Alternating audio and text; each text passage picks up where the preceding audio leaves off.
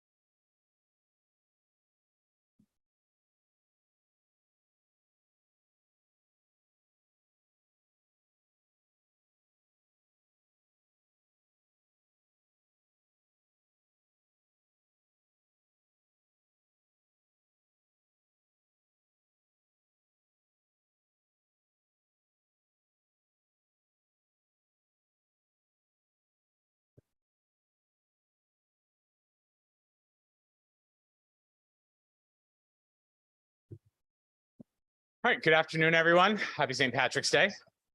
If you're in the room and your computer is on, please lower your volume. I think Representative Cook, could you come back up for a minute?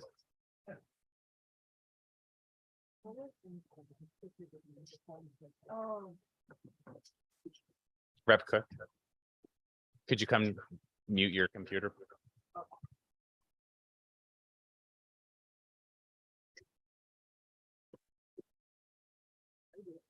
No, thank you so much. Before we get started, do we have any comments? Our Senator co-chair is online this afternoon. Senator McCrory, any comments? Happy St. Patrick's Day to all my friends. This is Representative McCrory, so I want to say a happy St. Patrick's Day to everyone. We have a short item, only a few items on our agenda. I look forward to getting things done so we can get out and enjoy the festivities and make sure UConn win. Thank you. Thank you. Senator Berthel. Hey, it's Senator O. Berthel today, just for the record. But no, happy St. Patrick's Day to everyone, whether you're Irish or not. It's a fun day and a great way to celebrate Irish Americans and everything that's good about that. So let's get underway. We've got a nice agenda, and hopefully we can get done with some time left to spend time enjoying the day. Thank you. Thank you. And lastly, my good friend, Representative McCarty. Thank you very much, Mr. Chair. I just would like to welcome everyone to the meeting today. Happy St. Patrick's Day to everyone. And I think my colleague outdoes us all here in Jeff, and I'm looking forward to hearing from the committee members today on our bills. Thank you. Thank you. And with that, we will get underway with item number 1. For Senate Bill 1028 LCO 6119. May I have a motion for a JFS to the floor, please? So move. Second. I have a motion by Senator McCrory, a second by Senator Berthel. Everybody received the substitute language, which eliminated from the original bill sections 1 and 2 with respect to the alliance districts and any sort of adjustments there. Just as a heads up, the committee is working on additional language with respect to alliance district reform. So you should hopefully all see that shortly for further discussion on how we may actually get back to the essence of what the alliance district should be, and to ensure that SDE has the necessary resources, i.e. staff, to ensure that our alliance districts are provided all of the assistance and the help that they need to hopefully move out of the alliance district, and we can get away from folks simply wanting to protect simply because it means they keep their money. And so we get back to the actual reform and the education of the students within those classrooms. It also eliminated section 3 with respect to the teacher evaluation system. You'll remember that we do have another piece of legislation in the Education Committee that is working on this issue. So rather than have two quote unquote competing bills, it made sense to remove that. So we have a single vehicle for that as we work its way through the process. Do we have any questions or comments on this? Yep. Representative McCarty. No, I thank you, Mr. Chairman. I'd just like to thank you for pointing out that there'll be more work going forward on the alliance districts and on the teacher eval piece and some other proposals. And I think that's important for clarification, and of course, in collaboration, working with the Department of Education as we move those forward. Just wondering on section 4 and some of the other sections in here, is it true that many of these are to keep in accordance with the Chef O'Neill agreement that was passed? Is that correct? That is correct. Yes. Okay, thank you very much. Representative Susan Johnson. Thank you for that. And thank you, Mr. Chair. I just want to thank the committee for looking at equalizing the alliance districts and all the districts so that we're all in the same page economically and hopefully with classroom size as well. So I'm looking forward to working with the committee and making sure that we continue the good work we've been doing to make sure we provide equalization access for all the students in Connecticut. So thank you for that, Mr. Chair. Thank you so much, Representative. Seeing no further, Representative Khan, and your Swedish fish, I see you're hiding. Thank you. Just a couple questions. So section 5, I guess more clarity than a question necessarily.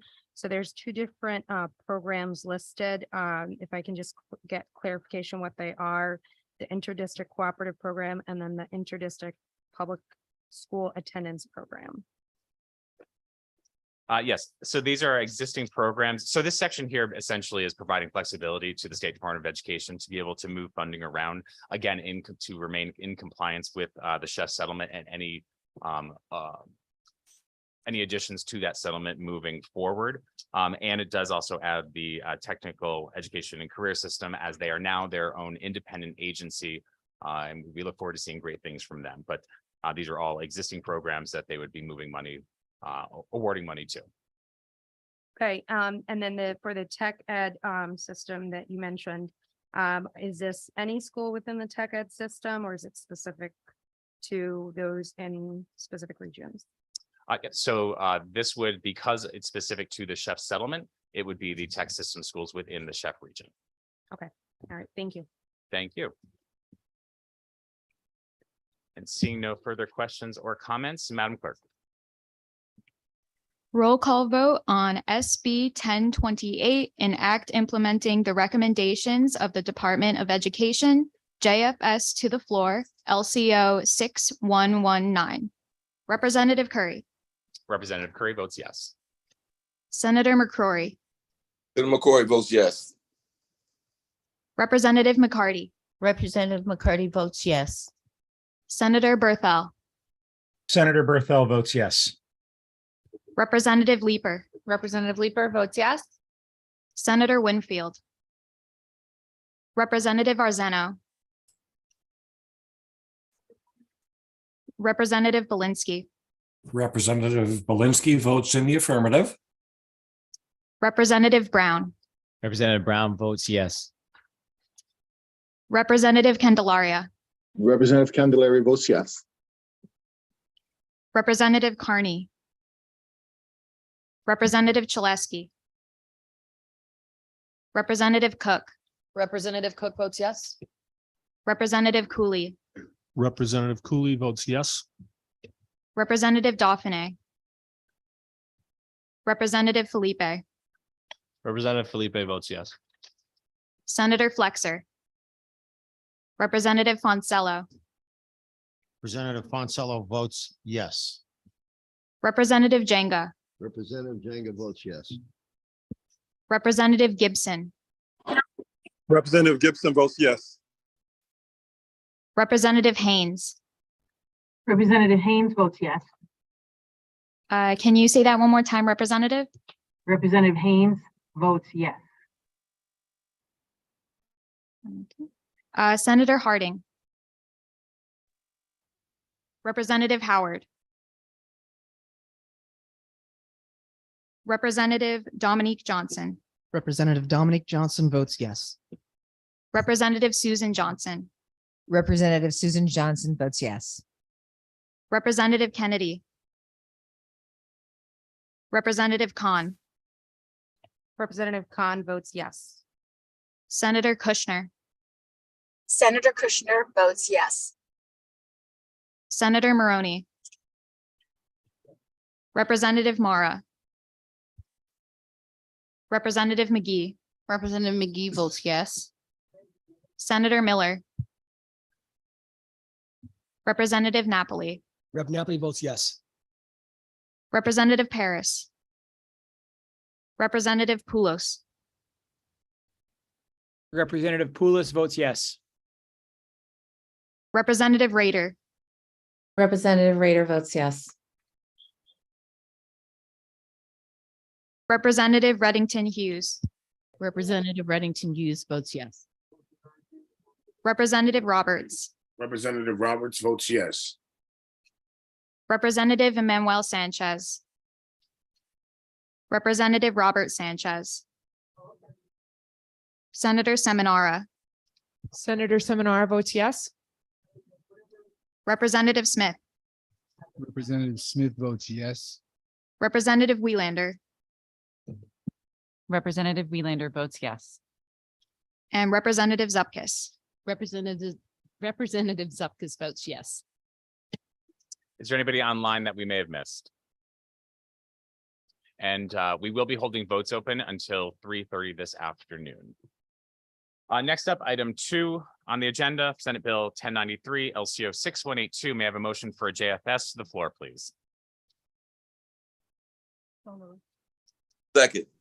I have a motion from Representative McCarty, a second from Senator McCrory. So 1093 is an act implementing the recommendations of the Juvenile Justice Policy and Oversight Committee, otherwise known as JJPOC.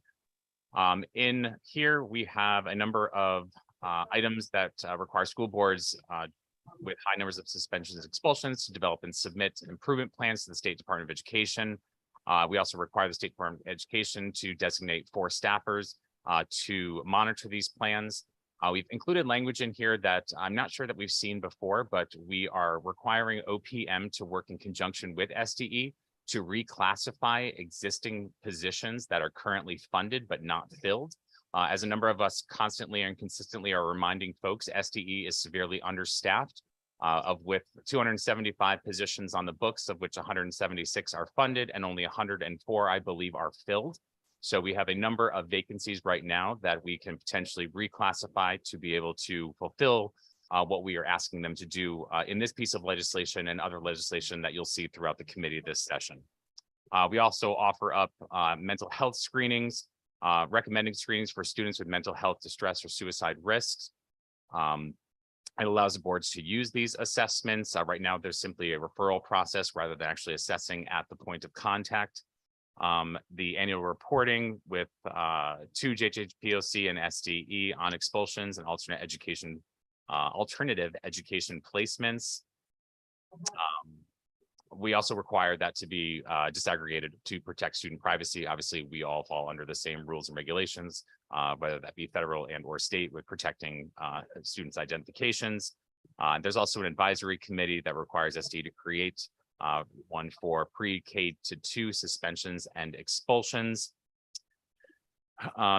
You'll see that in the substitute language, we did remove a few things. We did remove the cap on class size. While we believe that is an important issue to discuss, there is a bill this session that deals with additional funding to a number of our districts throughout the state of Connecticut. Within that, I believe it's section 11, there's a work group that's going to be discussing a number of ways in which that money should likely be best spent. And this would be one of those items that they should be discussing around that table, in addition to a number of other areas. We have the 4 positions, actually that was new, the language to reclassify. And also the original language had only the 10 largest districts reporting back to JJPOC and SDE. And we believed that this should be all districts should be reporting back. So we have a better sense of what's happening throughout the entire state of Connecticut. Any questions or comments from that? Representative McCarty. Thank you very much, Mr. Chair. So if I may just for clarification, look at the intent of this bill originally. And I believe it was because at one point it was discovered that there were an inordinate amount of children that were being suspended from school. I think the figure was somewhere in the neighborhood of 800, 900 children. And I believe that the effort here from the Juvenile Justice Policy Oversight Committee is to look and determine if there could be a remediation plan so that we can see what is actually occurring and how we can affect a positive change in that regard. So is that the intent of the bill? That is correct. Thank you. And secondly, the person that would be determining what the excessive amount of children that are expelled, would that be the Commissioner of Education? I believe. That is correct. Thank you. And then I think there was some concern about the assessments and the mental health screening. The boards of education, the department would be required to supply those the assessment tools, a list of various screenings to the local school boards. Is that correct as well? That is correct. Thank you. And then I'd just like to make, and then the advisory committee will also, that would be ongoing and the department would add people. It did not look like there was too much spelled out in the bill. I think that would be ongoing. Is that right? That is also Yeah. correct. And we also may look to expand the grade levels in which that they're looking at. Thank you. And just for clarification, so this is the Juvenile Justice Policy Oversight Committee, but they are in statute and given they do have an education committee. They do. Okay. And then finally, a comment that while we're very interested in looking at what mandates we put on our schools and going forward, I think that's going to be an ongoing issue and an effort. But I believe that our school boards currently do collect the data in the district profiles. So it's not an extra work, I don't believe, on our school boards to add those because we're talking only about the expulsion or suspensions. Is that correct? That is correct. And also, I'll take that opportunity to remind folks that we do have another piece of legislation working through the committee that will require folks to take a look at all mandates so that we're not talking out both sides of our mouths. I appreciate your answers. Thank you very much. Thank you. Senator Seminara, good afternoon. Good afternoon, and thank you so much, Mr. Chair. And I must comment on your beautiful jacket. I love the festivity of it. I just have a couple of questions regarding this. So if I'm understanding correctly, we collect this information already, or each school district collects this information already. Is that correct? That is correct. How are these reports going to get to JPOC? Like, is it going to be an electronic submission? Is it going to? I'm looking at the labor intensity of it. Yeah, I don't think we specifically spell out how they would collect that, but I assume, well, I shouldn't assume. I believe that most are typically transmitted electronically. So can you answer for me why, if we already collect this information, we have it on hand, why do we need to put legislation in place for it to be shared? Can't we just say that the schools need to share it with JPOC? I'm just a little confused. Absolutely. Sometimes a suggestion is not always taken, and sometimes we have to actually place that into statute for that requirement to be fulfilled. We can suggest folks do it all we want, but there's no requirement to do so. Okay. And then I guess my last question would be, so if we make this mandate, because it's a mandate now, if we put this mandate in place and we find, as you say, that some districts do not comply with the mandate, how would we know that and what would be the repercussion? I don't think we have any repercussions spelled out in here. We always hope and that our districts are complying with anything that is placed in front of them. But we would have, SDE does have a list of all districts, and we would be able to simply refer to who has and who hasn't submitted from that list of folks to be able to go back to those districts who haven't and ask them why they haven't done so. Okay. All right. Thank you so much. Thank you, Senator. Representative Zupkis. Thank you, Mr. Chair, and I have to have the same remarks about your jacket. I do love it. I do have a couple of questions, please. On line number 14, it says that, and the expulsion is no longer deemed high, excuse me, high or disproportionate. I know that's determined, I think, by the commissioner, but what is high or disproportionate? Is that 1, 5, 10, 100? So I don't have the answer to that, as that would be determined, as you stated, by the Commissioner of Education. But I think if that's something that we want to discuss further to see if we need to be prescriptive in the language, then I think we can do so. Just, as all of our laws, it's always by intent and vague and gray. And so to me, the more we can spell out, I think the better. So it doesn't leave for up to anybody's interpretation. Because, deemed higher disproportionate to me could mean something different to you. So that's one of my questions. I am grateful on line 23 that we shall reclassify and not spend any money on that. So thank you. I knew you would enjoy that piece, Representative. And on line 53, just the Juvenile Justice Policy and Oversight Committee. Could you, I haven't had any experience with them. Could you kind of, in a nutshell, explain what they are and what their what they have oversight of and the authority to do? Yeah, I think that's it's a kind of a giant umbrella in which there's a number of things that fall under there. Any sort of touch points within our juvenile justice system and how we may do better to prevent our juveniles from entering the juvenile justice system. So, I mean, I'm happy to get you information post meeting on the specifics of that if you'd like. Well, and I ask because, you know, no one wants 800 people expelled, right? And so it seems to me, I don't know, but the expulsions, are they in a few schools? Are they in many schools across the board? I can tell you my school, we probably don't have hardly any. And I know every school is different, but to me, if they look and see a certain amount of school or the top 10, I believe was in the bill before, to me, that's good. So they should look at the top 10. I don't necessarily see to look at all the schools as a point. So that's why I asked the question. And, you know, what authority they have is because why can't they get this information from the SDE? Because this is reported to the SDE, I believe, already. So I think this is, again, just making it very clear that this information must be shared.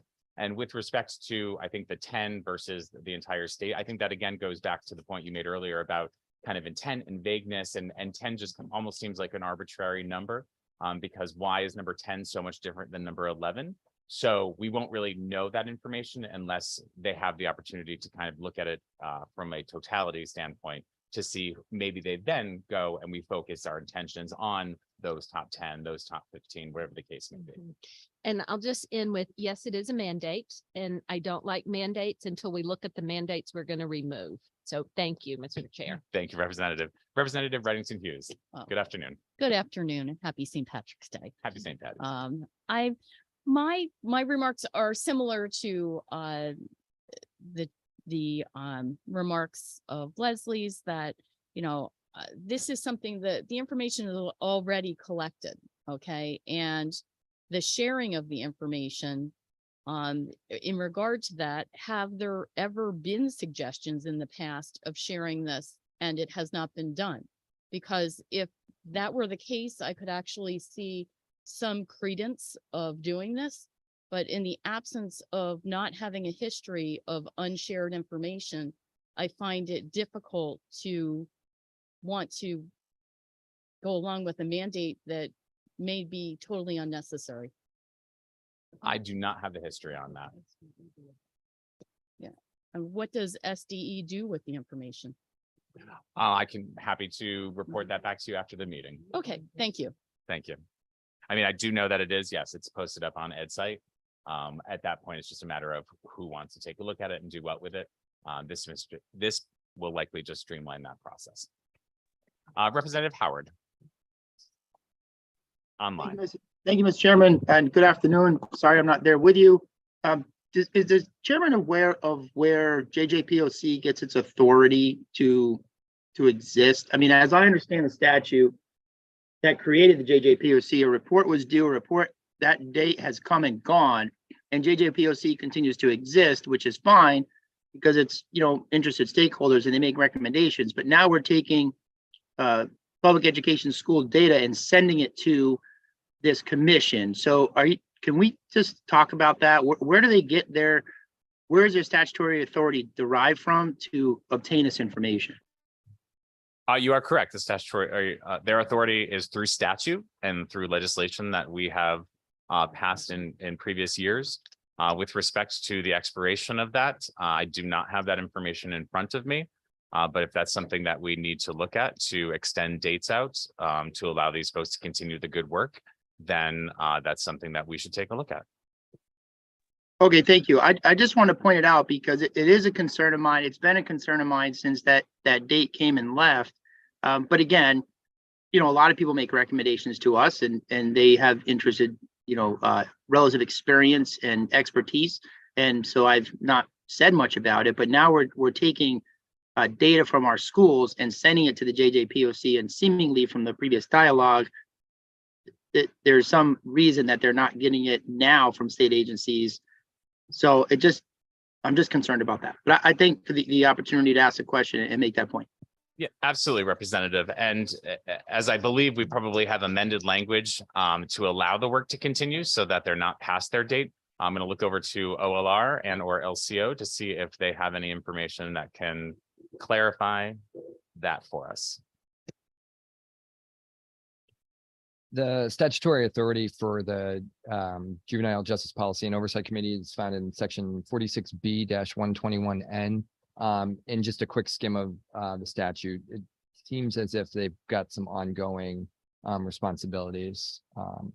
And the statute hasn't been repealed, and it doesn't appear that there's any termination language in it like it does with our standard task force boilerplate.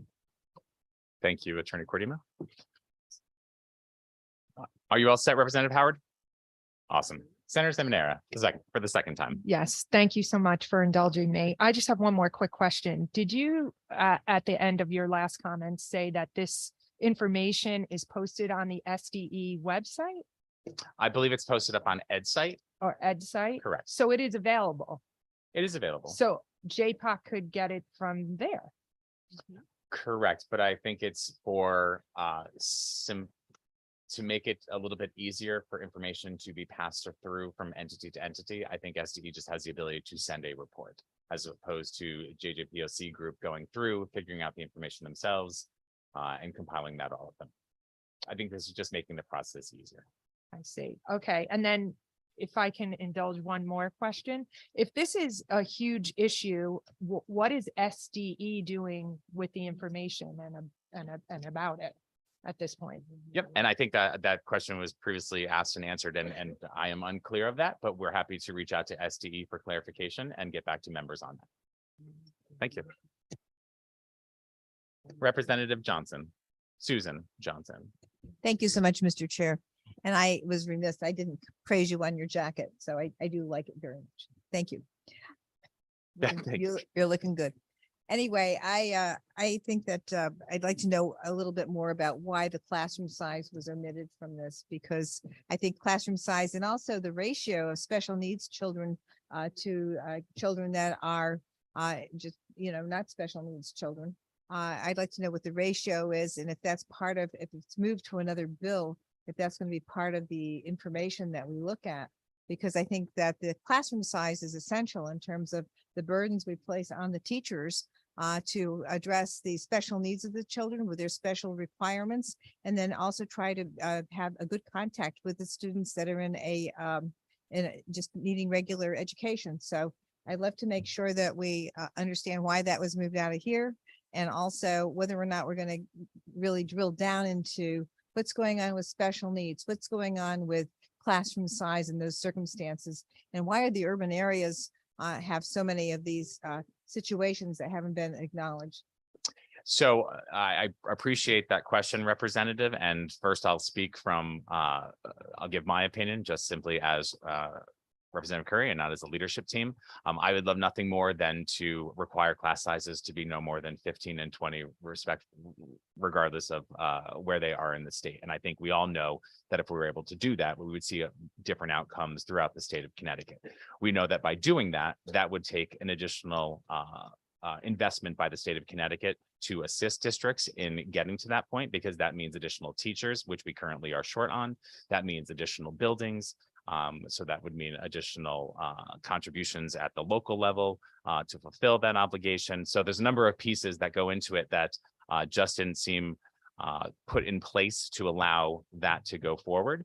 But we do hope that within that working group, within the previously referenced bill, that they will be able to discuss that and possibly come up with a plan on how the additional monies that will likely go to these districts will combat that very matter. And then with respect to the special ed piece, if you remember, I think maybe 2-3 sessions ago, we created a special ed task force, and unfortunately appointments were never made to convene that, but I am happy to report that we have now filled those slots as of a few weeks ago. And the co-chairs that have been designated by the respective leaders will be convening that group, and they will be hopefully answering that question and so many more around everything special education, so that they can come back to us with a number of recommendations on how we may do better. Thank you so much, Mr. Chair, and I would like to receive the notifications of their meetings so that I could have a participation, at least from a legislator's point of view, who has a high number of special needs children and a very high volume of students per classroom. So thank you so much, Mr. Chair. And I think our fabulous clerk, Rosie, will be actually staffing that up. So we'll be ensure that as meetings are scheduled, that goes out to all education committee members so that they may participate. Representative Belinsky online. Good afternoon, sir. Good afternoon, Mr. Chairman. Thank you very much. I just want to respectfully also raise my hand in opposition to ladling additional mandates onto our schools. As you know, like pretty much every branch of our government, our schools, they're operating short-staffed as well. So I will note that, you know, in Commissioner Russell Tucker's testimony in Section 3, she does make specific reference to, you know, the unintended consequences of this additional reporting on the State Department of Education, and I would register the same concern about the unintended consequences on our classroom teachers and administrators at our home school districts. You know, just as an aside, I monitor suspension and expulsion activity in our local school district through a distribution list that I get from the Board of Education regarding special meetings. And, you know, I got to tell you that, you know, in our district, we're talking about one or two of these actions a month.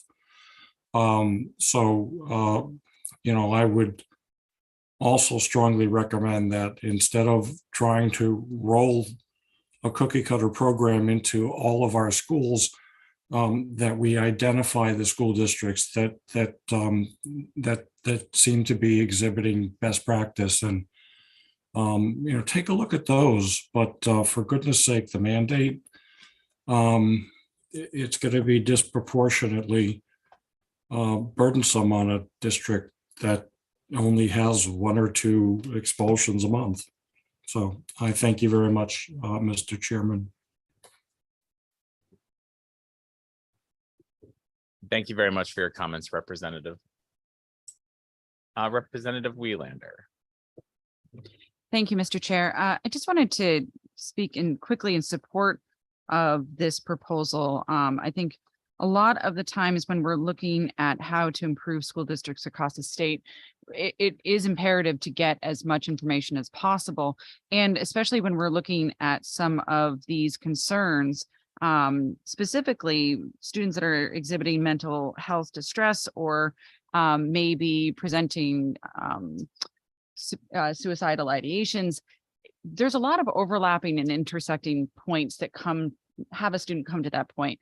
And if we can identify whether or not there are situations that are leading to expulsion, if there are schools that are acting in different ways that are addressing this appropriately and efficiently, I appreciate the intent behind this bill. I think that data is incredibly important when we're looking at schools and students that span across the state and multiple different demographics, and just wanted to say thank you for bringing this forward. Thank you so much for those comments, Representative. Seeing no further questions or comments, Madam Clerk, will you please call the roll? Roll call vote on SB 1093, an act implementing the recommendations of the Juvenile Justice Policy and Oversight Committee concerning education, JFS to the floor, LCO 6182. Representative Curry, Yes. Senator McCrory, Yes. Senator, can you say your name with your vote? Senator McCrory says yes. Thank you. Representative McCarty, Representative McCarty votes yes. Senator Berthel, Senator Berthel votes no. Representative Leeper, Representative Leeper votes yes. Senator Winfield, Representative Arseno. Rep. Arseno votes yes. Can you say that again, Representative? Rep. Arseno votes yes. Thank you. Representative Belinsky, Representative Belinsky votes nay. Representative Brown, Representative Brown votes yes. Representative Candelaria, Representative Candelaria votes yes. Representative Carney, Representative Chaleski, Representative Cook, Representative Cook votes yes. Representative Cooley, Representative Cooley votes no. Representative Dauphiné, Representative Felipe, Representative Felipe votes yes. Senator Flexer, Representative Fonsello, Representative Fonsello votes no. Representative Jenga, Representative Jenga votes yes. Representative Gibson, Representative Gibson, Gibson votes yes. Can you try that again, Representative? You're breaking up a bit. Representative Gibson votes yes. One more time, Representative. Representative Gibson votes. Representative Gibson votes yes. Yes, yes. Representative Gibson votes yes. Yes, why yes, yes. C. One more time. I think we have you back. C, Representative Gibson votes C, yes. Thank you. Representative Haynes, Representative Haynes votes no. Senator Harding, Representative Howard, Representative Howard votes no. Representative Dominique Johnson, Representative Dominic Johnson votes yes. Representative Susan Johnson, Representative Susan Johnson votes yes. Representative Kennedy, Representative Khan, Representative Khan votes yes. Senator Kushner, Senator Kushner votes yes. Senator Maroney, Representative Mara, Representative McGee, Representative McGee votes yes. Senator Miller, Representative Napoli, Rep. Napoli votes yes. Representative Paris, Representative Poulos, Representative Poulos votes yes. Representative Rader. Representative Rader votes yes. Can you say that one more time, Representative? Representative Rader votes yes. One more time, a bit slower. Representative Rader votes yes. Thank you. Representative Reddington Hughes, Representative Reddington Hughes votes no. Representative Roberts, Representative Roberts votes yes. Representative Emmanuel Sanchez, Representative Robert Sanchez, Senator Seminara, Senator Seminara votes no. Representative Smith, Representative Smith votes yes. Representative Wheelander, Representative Wheelander votes yes. Representative Zupkis. Representative Zupkis votes no. Is there anybody online that we missed? All right. Moving on to item number 3, for Senate Bill 1166. May I have a motion for a JF to the floor, please? I have a motion by Representative Cook, a second by Representative McCarty. So 1166 is an act concerning the implementation of the Connecticut School Climate Policy. There are a number of provisions in here that are dealing with updating statutes that we have continuously updated over the last 2 decades with respect to bullying, bullying laws, investigations, and the such. I think we heard some very compelling testimony from a number of folks who have been very involved in the creation of what we have before us today. This remains a work in progress. So that is why we see the JF to the floor today, as we will continue the conversations with the collaborative, with education members, to ensure that we have the best product moving forward on the floor. Representative McCarty. Thank you very much, Mr. Chair. And I cannot say that could be more enthusiastic about a piece of legislation that we have looked at for a very long time.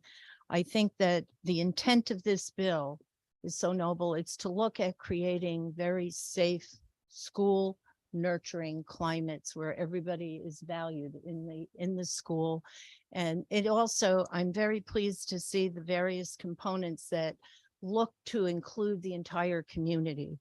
When we look and to look at the bullying statute, by the way, we have not looked at that for decades. And while the intent of the original statute was a good one, it didn't really meet the needs of our students. So we're looking at creating a new definition for bullying. It's not to say that bullying will not occur, but we will look at what do we actually mean by bullying, and looking at that statute to look at mean-spirited behavior that may exist in the schools, but not to just let it go. We're going to be holding students accountable for their behavior, but we're also looking to bring in restorative practices and create a climate where everyone is valued, everyone's opinion, and working together as a group to create the safe, nurturing climates that we should have.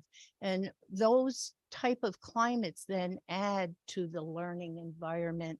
We will see students achieving some of the proposals that we're talking about today. They're all, if you could put the dots and create dots to each one of these that really are looking to increase, to really create a nice climate nurturing where our students can do well. So I am so excited about this. I want to recognize the Commission on Women, Children, Seniors, Equity, and Opportunity.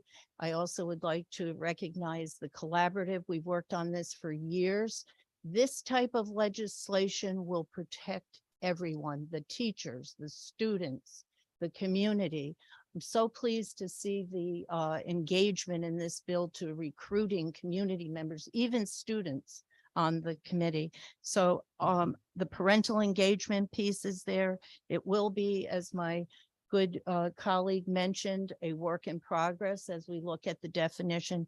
But I think in my years here, I could not be more enthused or excited about having a piece of legislation that goes to the core of what we're doing and trying to help our students, the parents, the community. I think you can tell that I'm a strong advocate for this school climate policy. I can say I appreciate all of the groups that worked on it, concluding our superintendents in our school districts that are pleased to see this legislation going forward that really helps with the bullying piece. We don't want to label children bullies that are not bullies, but I do want to emphasize that this bill does not take away from accountability. It teaches about what the child is going to, looking for those restorative practices and helping with a learning experience from it. So I won't go on, I could, but I just want to voice my very strong support for this policy. And I hope that we can all work together, all the various groups, to get it right as we finish it. Thank you so much for that, Liberty. Absolutely, Representative McCarty, and in all the groups that you've mentioned, I think you are owed also a tremendous thank you for your work on this, which is evident in when I obviously just give the mic to you for you to explain this and what the intent is and how this is truly going to help transform and provide safe environments for our students so they're able to learn and to thrive. And you know, over the years, I think states around the country have been updating bullying policies that really haven't gotten to the heart of what's happening and really haven't made any real change occur. There's also been a process of investigations that is kind of backwards in which you're investigating bullying, but you can't do it until it's identified as bullying. But it's almost like everything is labeled bullying, so then nothing is bullying. And so this is really going to help us, I think, kind of get to a point where we're able to move away from that identification, because obviously no child should be identified and labeled as a bully. And we should be looking at the practices that we can put in place to help that restorative piece and all of the supports that Representative McCarty touched on. So again, I appreciate your work on this. Representative McGee. Thank you, Chairman. I just want to say that I am a huge supporter of social emotional learning. It is something that I implement while I teach theater. It is actually the core principle of developing character and analysis in theater is social emotional behavior and learning. It's a huge part of ensemble work. So it really is the core of, I believe, of being an artist. And so one of the things that I am a little bit concerned about with the bill and just in general, some of the language, I think social emotional learning today has gone from less about self-awareness and more about it's become a weapon against a person with a different belief. And so oftentimes how I implement social emotional learning is really on the basis of diplomacy, because as an artist, one of the things we say all the time is we resist. And so that means in spaces that people may not agree or feel the same way as you, but we find different ways to work together and build together. And so there is a section of the bill that I am concerned with the language, and I just want to share it on the record. And that is section 11A, where it talks about the restorative practices. And it says making the persons who causes harm to another in the community responsible, which I do believe is important in repairing such harm. But the terms reintegration of person or persons back into the community is concerning for me, because one, I would, and I know this is a work in progress, but you know, how is harm defined? Especially as students who are Black and brown, who are disproportionately arrested, suspended, and removed from school districts in its entirety. And so I just have some concerns around the language. But as I said earlier, social emotional learning is extremely beautiful. And like I said, at its core, I believe that it really can address some of the challenges that we see in schools and classrooms today. Thank you. Absolutely. And as a fellow trained thespian, I agree with everything that you stated with respect to our craft. Any other comments? Or Representative Khan? Hello, thank you. So just some comment in section 4, some of the language says, I guess, someone that is designated as a school climate coordinator for the district. And then in another section, we someone else is designated as a school climate specialist. That for them to collaborate on a plan for prevention, identification, and responding to inappropriate behavior. I just want to be careful because, you know, to prevent, especially when we talk about prevention, I want to make sure that maybe, you know, when we're looking at how to make this, you know, some of the language changes, that it can't mean necessarily more suspensions, expulsions, because we just talked about our other bill before this. But when we're saying, you know, to prevent and respond to inappropriate behavior, the only way there are a lot of ways to prevent inappropriate behavior. And one way is to just get rid of the inappropriate behavior. And I want to make sure that that's not what we're saying, especially because we're talking majority in this policy about restorative approaches. And I know both, you know, you, Mr. Chair, and our ranking member, in your comments, you spoke about the need for us to have a more restorative approach to dealing with it. But I think that section, I would want it to be more speaking to that rather than it be misinterpreted to responding to a bullying situation, meaning suspending and expelling a student versus, you know, creating a way to give them, especially teach them, because as school systems, we're here to teach our students, and giving them tools so that they know how to better navigate their environment rather than feel like they might have to say something that is not appropriate that we're deeming as bullying. So just that in terms of language in that section, a suggestion. Thank you for that. And I'm going to turn it over to Representative McCarty for a comment on that. But I want to acknowledge the fact that this is one of those examples why it's really great that we have teachers here on the Education Committee to be able to provide feedback like this that hopefully will make a bill better. Representative McCarty. Yeah, thank you, Representative, for your comments, and we will look at the section that you are discussing today, but I want to assure you that the intent there is not to have the coordinator looking for more to suspend or it's that we're actually doing the opposite. We're looking to hold the student accountable, let them understand what their action and behavior has done, and then help that child understand it, hold them accountable, but have the practice in place so that they understand and the behavior is not repeated. So I hope that helps a little. Senator Seminara. Thank you so much. I just wanted a little bit more clarity on this. We already have a school climate policy in place. Is that correct? That is correct. And I guess the feeling is that it's not sufficient or it's not working well. It definitely needs updating. Okay. And we're recommending that the National School Climate Policy be used as guidance to guide municipalities in drafting their own policies. Boards of Education's, correct. Okay. And Using that model. so they have to use the model, or they can use the model as a guidance, and they can come up with their own policy. So retaining local control is my question. That is correct. They'll be using that as simply a framework. Okay. Okay. That is all my questions. Thank you so much. Thank you, Representative Zupkis. Thank you, Mr. Chair. And I do want to say, as our ranking member said, our children are our most important I'll say gift that we have, and we want the best for them at our schools, and no one to be bullied. And I know we've done some work and they need updating, so I can appreciate that. But I do have some questions.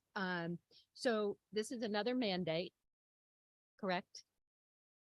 Which section are you pointing to? Well, the whole thing. So as far as the surveys and the climates, it's the first couple of years they may do it, but then I believe in 2025, they have to do a survey every single year. Correct. Okay, so yes, thank you. That is another mandate. I had and just kind of going off of Senator Cimarera, the climate survey, does each school board create their own survey, or is the Department of Education giving them a survey? Where is that coming from, the survey? Representative McCarty, would you like to answer that? I'm sorry, Representative Zupkis, I was distracted for a moment, but I think your question had to do with the survey that's going to go out.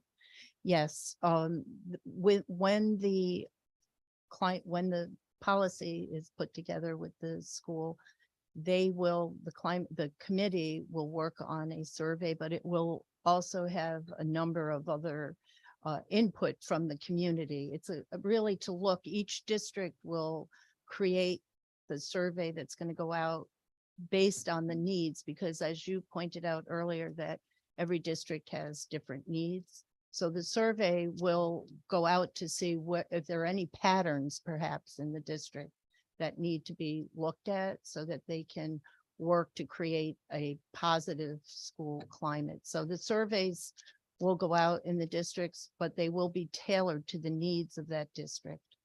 Okay, so the surveys will come from the Department of Education, and then each school, each Board of Ed or this group can create their own survey from that. So they can take out questions, add questions. Representative McCarty. Yeah, this is my understanding that the intent is to really look in each district to get the best possible survey that reaches out to the district so that they can understand what they may need to do to improve their school climate. for bullying?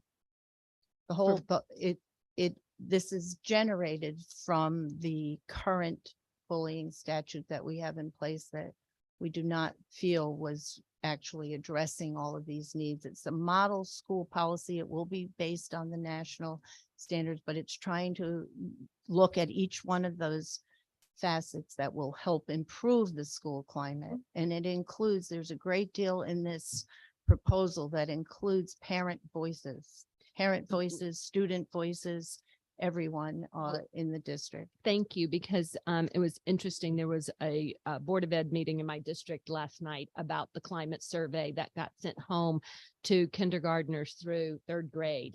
And a lot of the parents were not happy. So I hope that they will adjust according. And as I look at it, because I have a copy, some of the questions, you know, to me really doesn't matter who I am or what I look like. It's if I'm being bullied or not, and am I comfortable in my school? So some of these questions are okay, but some are not. So that was my concern with where the questions will be coming from. And I'll just tell you, I know my daughter, when she was in probably kindergarten through second grade, she hated school, would cry when I leave her, and would tell you on a survey she hates everything. And so, you know, I don't know how kindergartners in third grade through third grade can really give us information. I think teachers and people in our schools, they're very smart. They know our kids inside and out. And I think they are really the ones to take our children and notice if there's an issue to help and maybe go to this climate, the superintendent, and work through it. So again, and my last comment is, it is another mandate. Thank you. President McCarty was just comment. I would just like to comment that the current bullying statute has also created within the various school districts, it sets in motion an entire series of legalities that have to be followed. And so this new policy is trying to attempt to address that so that we have a nurturing environment where there's less bullying, because we're holding people accountable to each other. And that's really the major intent behind here, to create the safe school nurturing climate so that we understand, and that we understand what we're doing by labeling all of these students as bullies that may not have anything to do with bullying. Thank you. Representative Reddington Hughes. Okay. Representative Poulos online. Thank you, Mr. Chairman. And I want to start off by thanking Representative Zupkis for her comments about teachers being wise and understanding about how to address these issues. And I do think we should always tap into teachers when we can. You know, in education and on this committee and in public hearings and in all discussions, there's such a focus on academic performance and test scores and how schools are doing.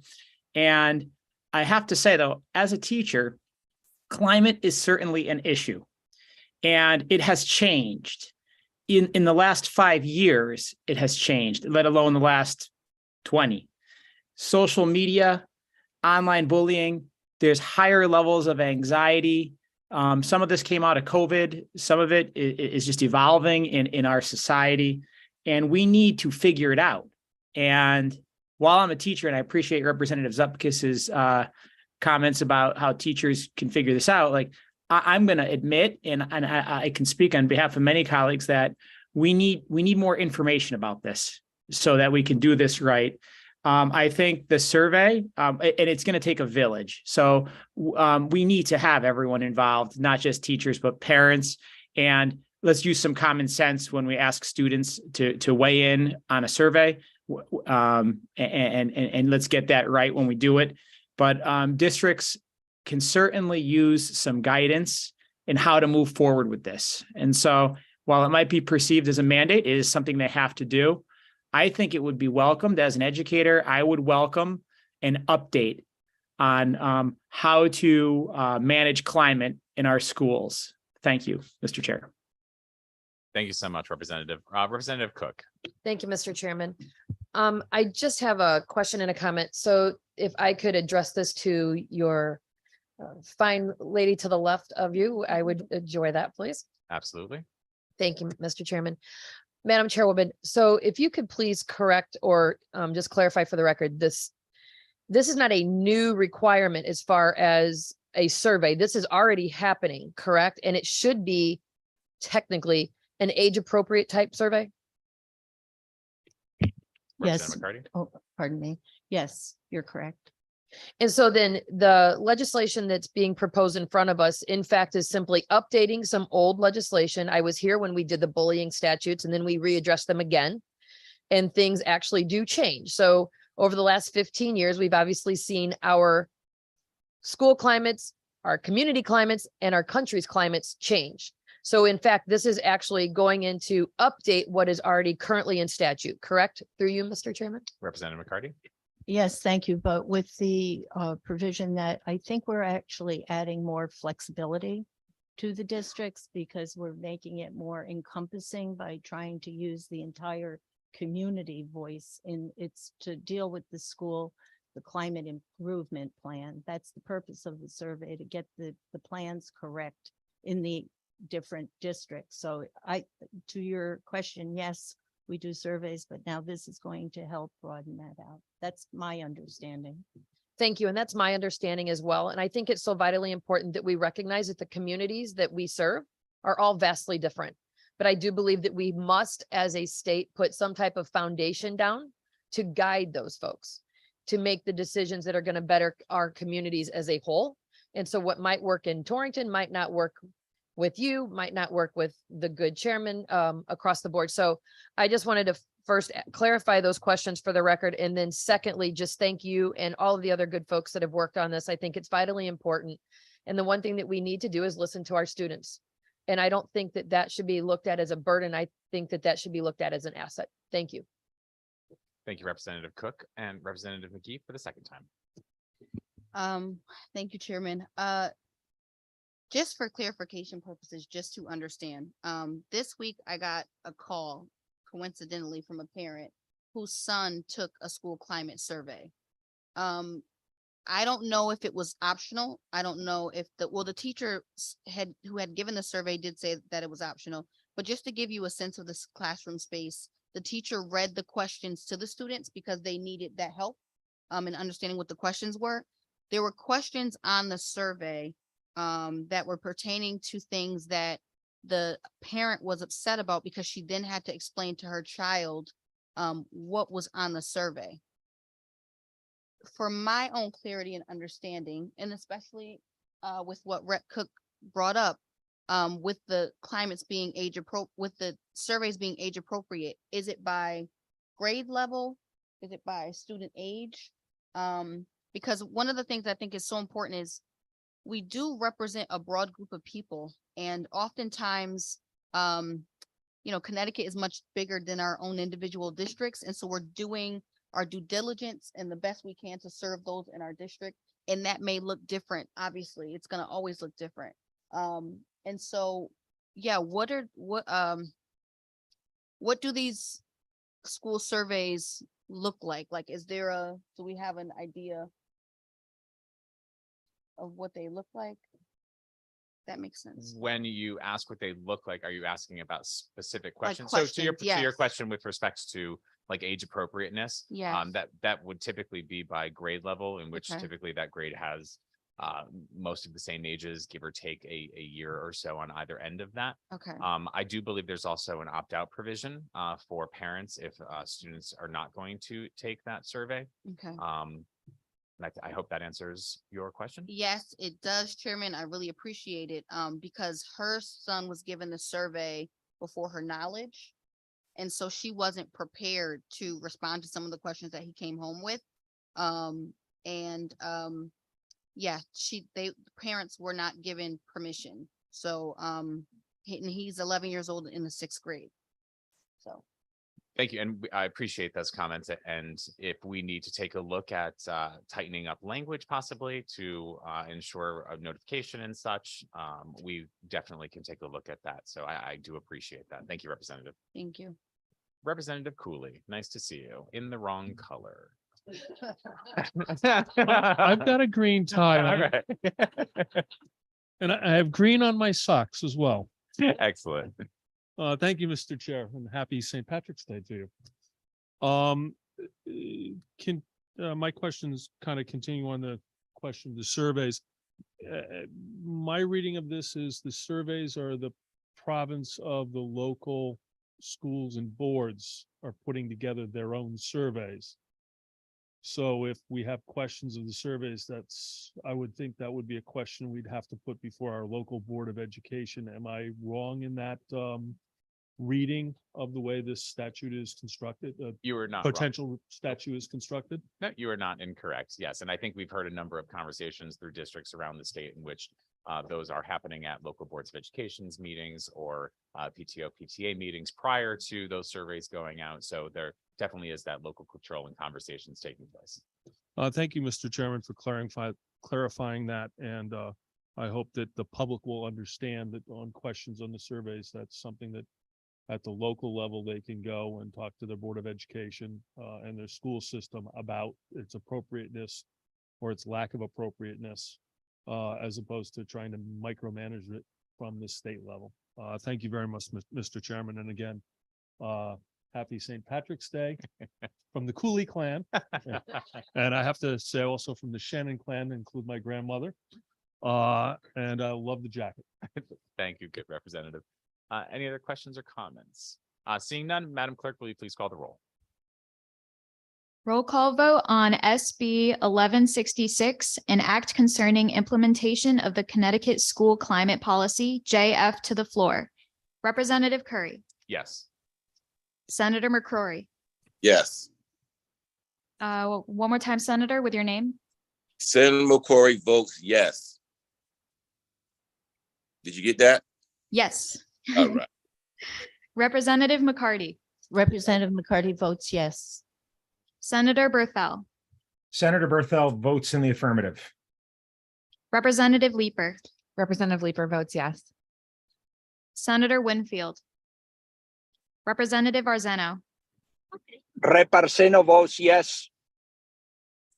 Representative Belinsky, Rep. Belinsky votes yes.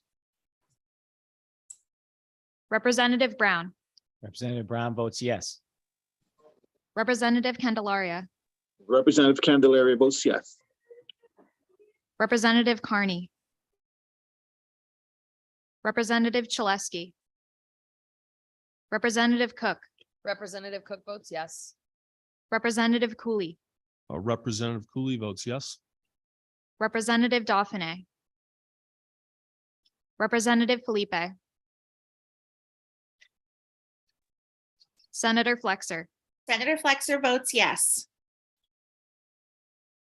Representative Foncello, Representative Foncello votes yes. Representative Jenga, Representative Jenga votes yes. Representative Gibson, Stand, do what you gotta do, sir, right? Representative Gibson votes yes. Representative Haynes, Representative Haynes votes yes. Senator Harding, Representative Howard, Rep. Howard votes yes. Representative Dominique Johnson, Representative Dominic Johnson votes yes. Representative Susan Johnson, Representative Susan Johnson votes yes. Representative Kennedy, Representative Khan, Representative Khan votes yes. Senator Kushner, Senator Kushner votes yes. Senator Maroney, Representative Mara, Representative McGee, Rep. McGee is a no with the desire of a language change. Senator Miller, Representative Napoli, Representative Napoli votes yes. Representative Paris, Representative Poulos, Representative Poulos votes yes. Representative Rader, Representative Rader votes yes. Representative Reddington Hughes, Representative Reddington Hughes votes no. Representative Roberts, Representative Roberts votes yes. Representative Emmanuel Sanchez, Representative Robert Sanchez, Senator Seminara, Representative Smith, Representative Smith votes yes. Representative Welander, Representative Welander votes yes. Representative Zupkis, Representative Zupkis votes no in hopes that there will be some work done on this bill. Did we miss anybody online? All right, moving along to item number 4 for House Bill 6686 LCO 6071. May I have a motion for a JF to the floor, please? I have a motion by Representative Cook, a second by Representative Welander. House Bill 6686 is an act implementing the recommendations of the Office of Early Childhood. This makes a number of changes within their statutes, including children's age birth to 2, now eligible for school readiness, which currently sits at age 3 to 5. This changes the readiness grants from annual to biennial, which reduces the administrative burden on the agency. 1 second, please.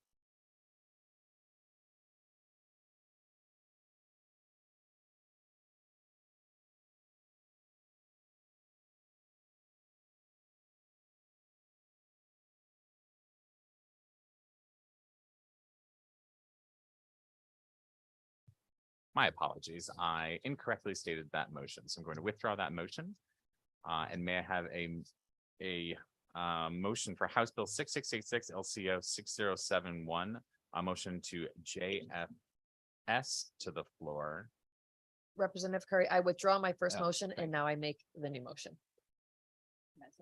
Yeah, thank you. So I have a new motion and a second from, hey, thank you for that. So we have a new motion and second with Cook and Welander. Again, so my apologies on that, folks. So we're going through all the different updates. So also this removes requirement that school readiness programs and state contracted childcare programs use excess per pupil grants amount only to increase staff salaries. We know they have additional costs in addition to these salaries. This requires parents and guardians to simply submit a written authorization to have a 5-year-old remain in school readiness, then be pushed over to kindergarten if that is not the choice of the family at that time. This extends the Smart Start grant program beyond its 24 original sunset date that's in current law. This creates a parent advisory cabinet, which is something that OEC has been very involved with respect to our 2Gen initiative. And this would codify this cabinet in statute. The early childhood councils, this changes councils to collaboratives and also eliminates the regional councils. This also allows for the licensure violation complaints against childcare centers, group childcare homes, and family childcare homes. It also allows complainants' names and investigation records to be disclosed to law enforcement during investigation purposes. This also requires OEC to consult with the Department of Public Health with respect to developing practices for ordering a medical exam related to a childcare license or provision of childcare services, so that when OEC goes in to do any sort of certification, recertification, and if they notice that something is simply not right, that they have the ability to move forward using the recommendations that they will develop with the Department of Health with respect to those medical examinations. You will see that this does remove language that was in the original bill, which the first one removes the staff qualification requirements. And that had to do with the bachelor's requirement that lead teachers would have to have a certain percentage by a certain year.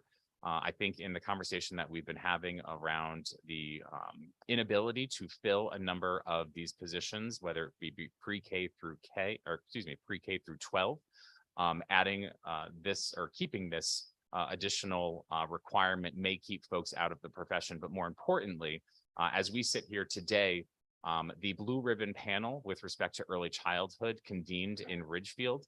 And that is something that the leadership team here on the Education Committee will be a part of. And so the recommendations coming from that blue ribbon panel will hopefully better inform how we move forward on this. And so rather than asking people to plan now financially, most importantly, to go and receive a bachelor's degree, we're simply going to hopefully press pause on that and allow recommendations to come forward. This in no way is intended to lessen the value in which we see early childhood educators. We are just simply trying to tackle a number of things all at once while waiting for additional recommendations. This also requires OEC to consult, as I said earlier, with DPH to order those medical examinations, which is under the new section 12. Representative McCarty. Thank you very much, Mr. Chair. I really don't have any questions on this. You explained very well the reasoning behind removing the qualification requirements. But I just want to emphasize that the work will be in conjunction going forward with the Office of Early Childhood so that we all are on the same page on the direction that we're moving. As we know, there's so many shortages in early childcare that we need to all work together. And I just wanted to emphasize that, but you explained it very well, all of the provisions. Thank you. Thank you. And yes, we will be working very closely with Commissioner Bai and her team to ensure that whatever it is that we move forward is best supporting her agency and those that they oversee. Representative Cook. Thank you, Mr. Chairman. Mr. Chairman, I want to just piggyback on the prior comments and maybe go a step further. Although several years ago, I had actually pushed back on the requirements of the bachelor's degree, given the fact that I knew that we did not have the ability to fulfill those requirements. We did not have the space in our higher educational institutions, whether it be the community colleges or the higher education, the four-year colleges.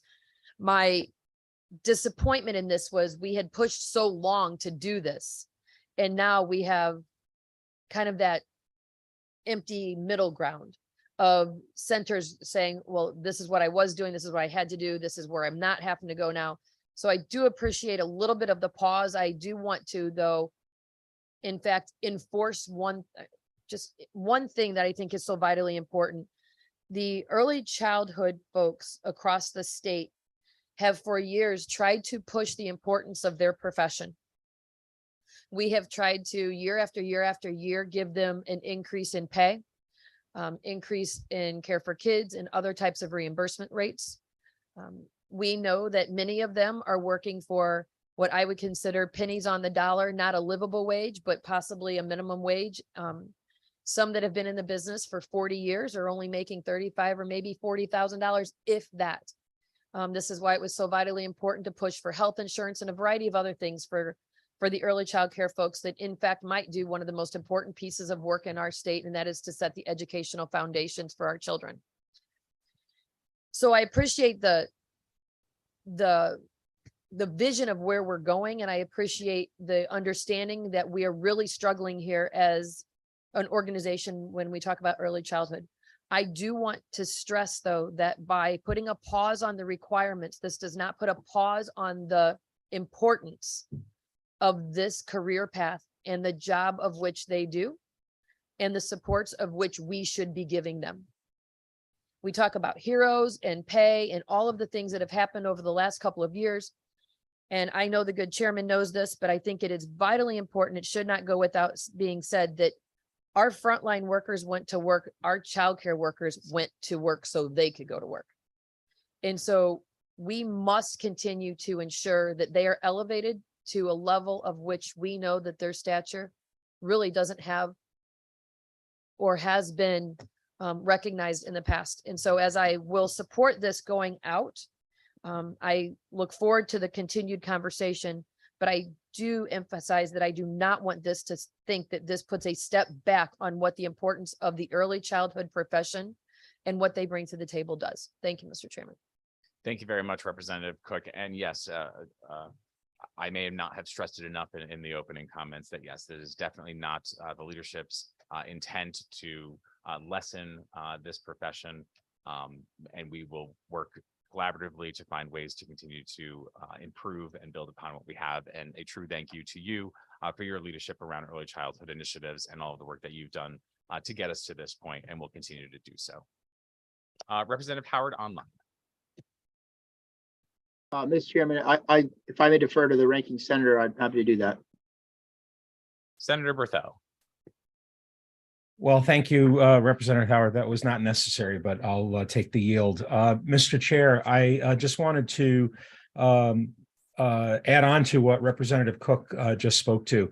I think that she's absolutely right. I would actually associate my remarks with the concern about preserving the importance of these workers. And I think that what this bill, part of what this bill gets to is ensuring the integrity of the availability of workers. And it's important because I think we're going to get some questions going forward. Should this bill pass and be called and pass, we're going to get some questions regarding why we did the pause. We heard some dialogue internally about there are people that are working towards some of those qualifications as they exist right now, and that we may discourage them.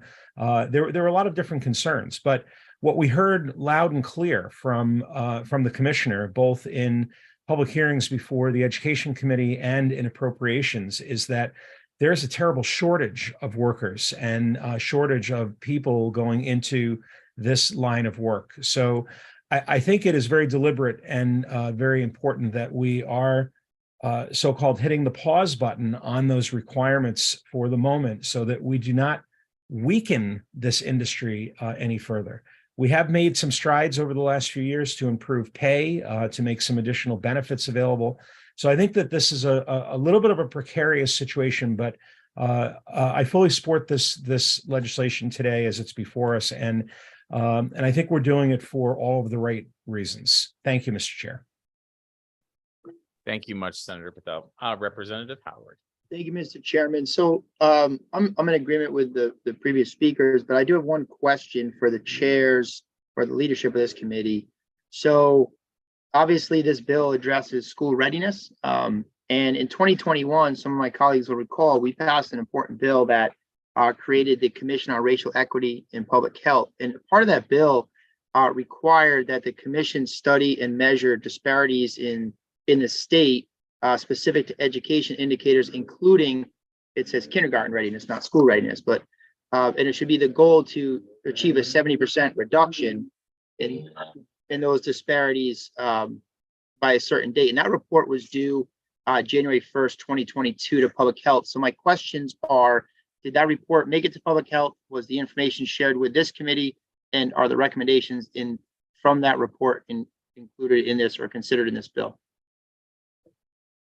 We'll have to reach out to that committee, and I do not have an answer for you today, but happy to follow up with you. Okay, and I can follow up as well, Mr. Chairman. I just thought it'd be, we have the commission there to try to achieve this 70% reduction. And if they had that strategic plan, I just want to make sure as we talk about school readiness, that strategic plan is considered or implemented, or at least considered by the legislature. So I look forward to trying to dig that up from our friends at Public Health and making sure that we are, at least considering those recommendations. Thank you, sir. Thank you so much, Representative. Representative McCarty.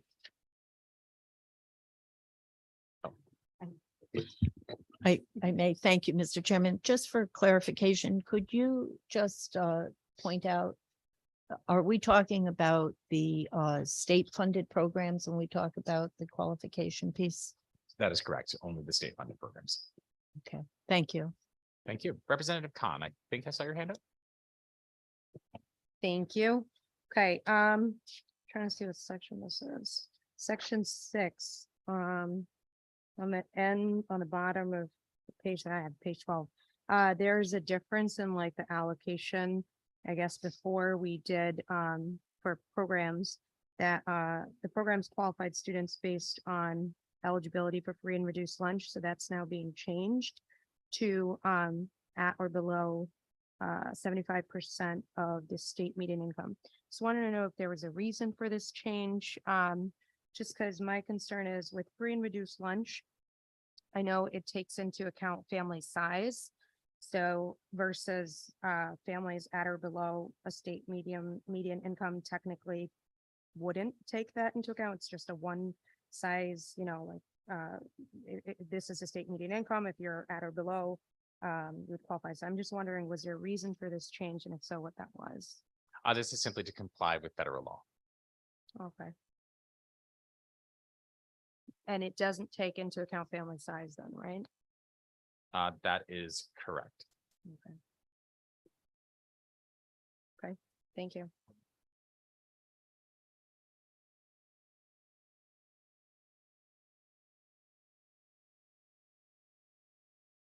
Any other questions or comments?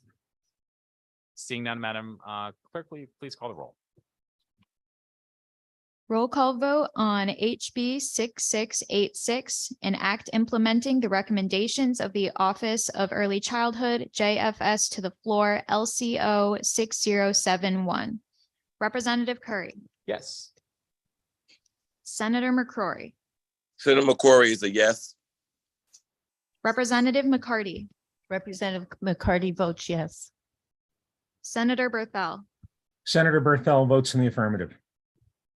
Representative Leeper, Representative Leeper votes yes. Senator Winfield, Representative Arzeno, Reparseno votes yes. one more time, Representative. Reparseno votes yes. Thank you. Representative Belinsky, Representative Belinsky votes in the affirmative. Representative Brown, Representative Brown votes yes. Representative Candelaria, Representative Candelaria votes yes. Representative Carney, Representative Chaleski, Representative Cook, Representative Cook votes yes. Representative Cooley, Representative Cooley votes yes. Representative Dauphiné, Representative Felipe, Representative Felipe votes yes. Senator Flexer, Representative Fonsello, Representative Fonsello votes yes. Representative Jenga, Representative Jenga votes yes. Representative Gibson, Representative Gibson votes yes. Representative Haynes, Representative Haynes votes yes. Senator Harding, Senator Harding votes yes. Representative Howard, Rep. Howard votes yes. Representative Dominique Johnson, Representative Dominic Johnson votes yes. Representative Susan Johnson, Representative Susan Johnson votes yes. Representative Kennedy, Representative Khan, Representative Khan votes yes. Senator Kushner, Senator Maroney, Representative Mara, Representative McGee, Brett McGee votes yes. Senator Miller, Representative Napoli, Representative Napoli votes yes. Representative Paris, Representative Poulos, Representative Poulos votes yes. Representative Rader, Representative Rader votes yes. Representative Reddington Hughes, Representative Reddington Hughes votes yes. Representative Roberts, Representative Roberts votes yes. Representative Emmanuel Sanchez, Representative Robert Sanchez, Senator Seminara, Representative Smith, Representative Welander, Representative Welander votes yes. Representative Zupkis, Representative Zupkis votes yes. Madam Clerk, if yes, if I Senator could be Flexer. recorded as a yes, Senator Flexer votes yes. Thank you, Madam Clerk. And Madam Clerk, this is Senator Kushner. Can I be reported also as a yes? Thank you. Thank you. Is there anyone else online that we may have missed? All right. Moving on to item number 5 on the agenda for House Bill 6761. May I have a motion for a JF change of reference to the Finance Committee? So moved. Second. I have a motion by Representative Cook, a second by Representative Leeper. This bill is going to require our local and regional boards of education to contest a test of drinking waters, supply locations and equipment for each school building or facility. If the results show supply locations or equipment fail to meet DPH standards, then they will have the ability to apply for a school construction grant to remediate the situation. This came to us from the folks at the American Heart Association. And I think we can all likely agree that our students should all have safe and good drinking water, and that they're not being forced to essentially kind of make out with a water fountain. We all know we had those growing up where your mouth just gets way too close to that thing. And I think if we've learned anything over the last couple of years, that the spreading of germs, not really that great, especially when you're that close. So we appreciate the association for bringing this forward. And we look forward to hopefully our districts being able to upgrade a number of their systems that hopefully would include filling stations, as we kind of see those added to a lot of our new constructions and our remodeling that are happening around the state. And you'll notice this is being sent over to the Finance Committee. And the reasoning for that is simply because of the bonding through school construction. But more importantly, our colleague here on the Education Committee, Representative Napoli, who co-chairs the subcommittee on bonding over at the Finance Committee, is going to hopefully partner with us to be able to ensure that this moves forward and that we're able to provide that assistance to districts who are looking to update and allow children to have safe drinking water. Representative McCarty. Thank you very much, Mr. Chairman, for those explanations. And it's my understanding that currently that our school districts are required to test the water in the system. This bill is looking at the drinking water in the fountains and looking and opening this up so that the schools would be eligible to apply for school grants. Could you just answer? And I know that in the past, those surveys have gone out and many of the districts have agreed and answered those questions. So just to talk about it, because I don't want anybody to feel we're trying to put an excessive mandate back onto our school districts, that they have done this, they do test the waters already. This is going, and I think that those provisions were due to, we found many older schools with pipes with lead in them. This is going to look at the drinking fountains and the water that the students are actually drinking, so that we're clear that those are safe. But I just wanted to ask you, is there a time frame to which the schools have to answer the questions? Yes, it is not later than July 1, 2024. They must conduct this test.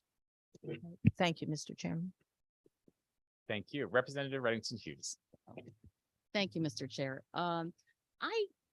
Looking into the CDC and what the requirements are already, the CDC actually has something in place that school systems should provide access to water fountains, dispensers, and hydration stations throughout the school. So I don't know that this isn't something that is already required. And in addition to that, wouldn't our local health departments be responsible for looking at these water fountains to make sure that they were not only working, but safe?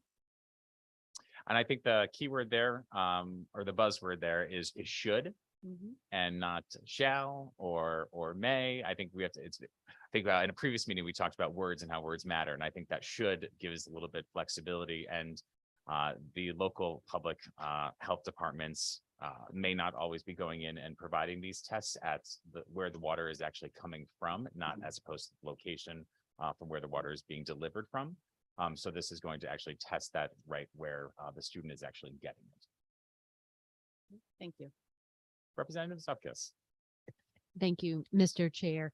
And I will be looking at this more in finance, because one of my questions was, if this bill passes, which I respectfully disagree, it is a mandate, If it passes and the money is not in the funds, then they don't have to fix the water fountains. Is that correct?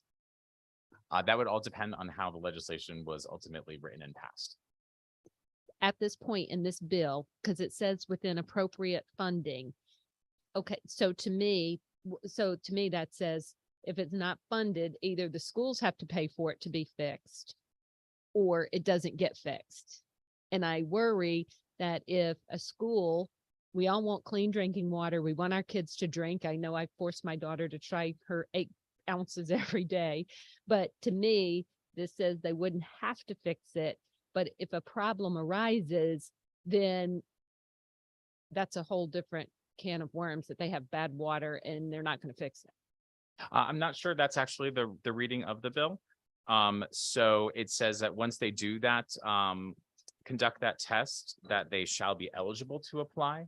And so then if they applied, if there were available grants, they would be able to apply for those grants for remediation purposes. Are you reading 20 and 21, line 20 and 21? Is that where you're reading that? Correct, but prior to that reading line 13, 14. So I guess, are you saying then, so my question is, if there's not appropriate funding and there are issues, the school has to pay to have it fixed?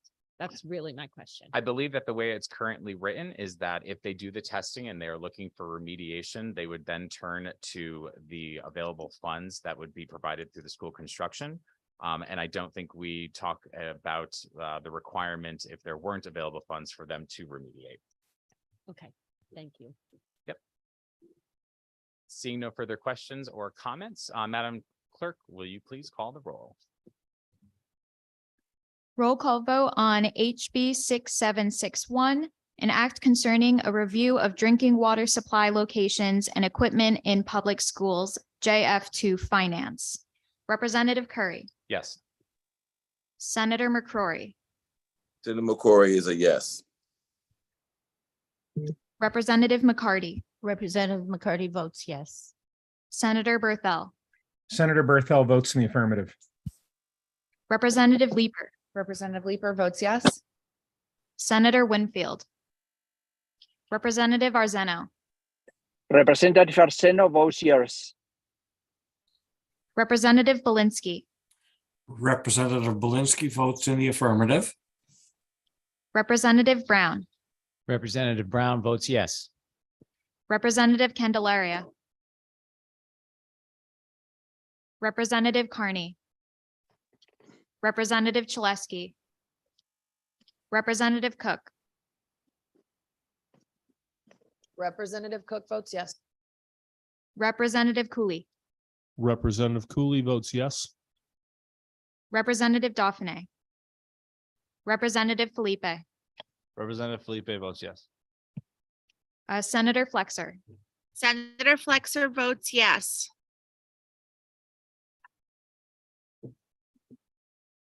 Representative Fonsello, Representative Fonsello votes yes.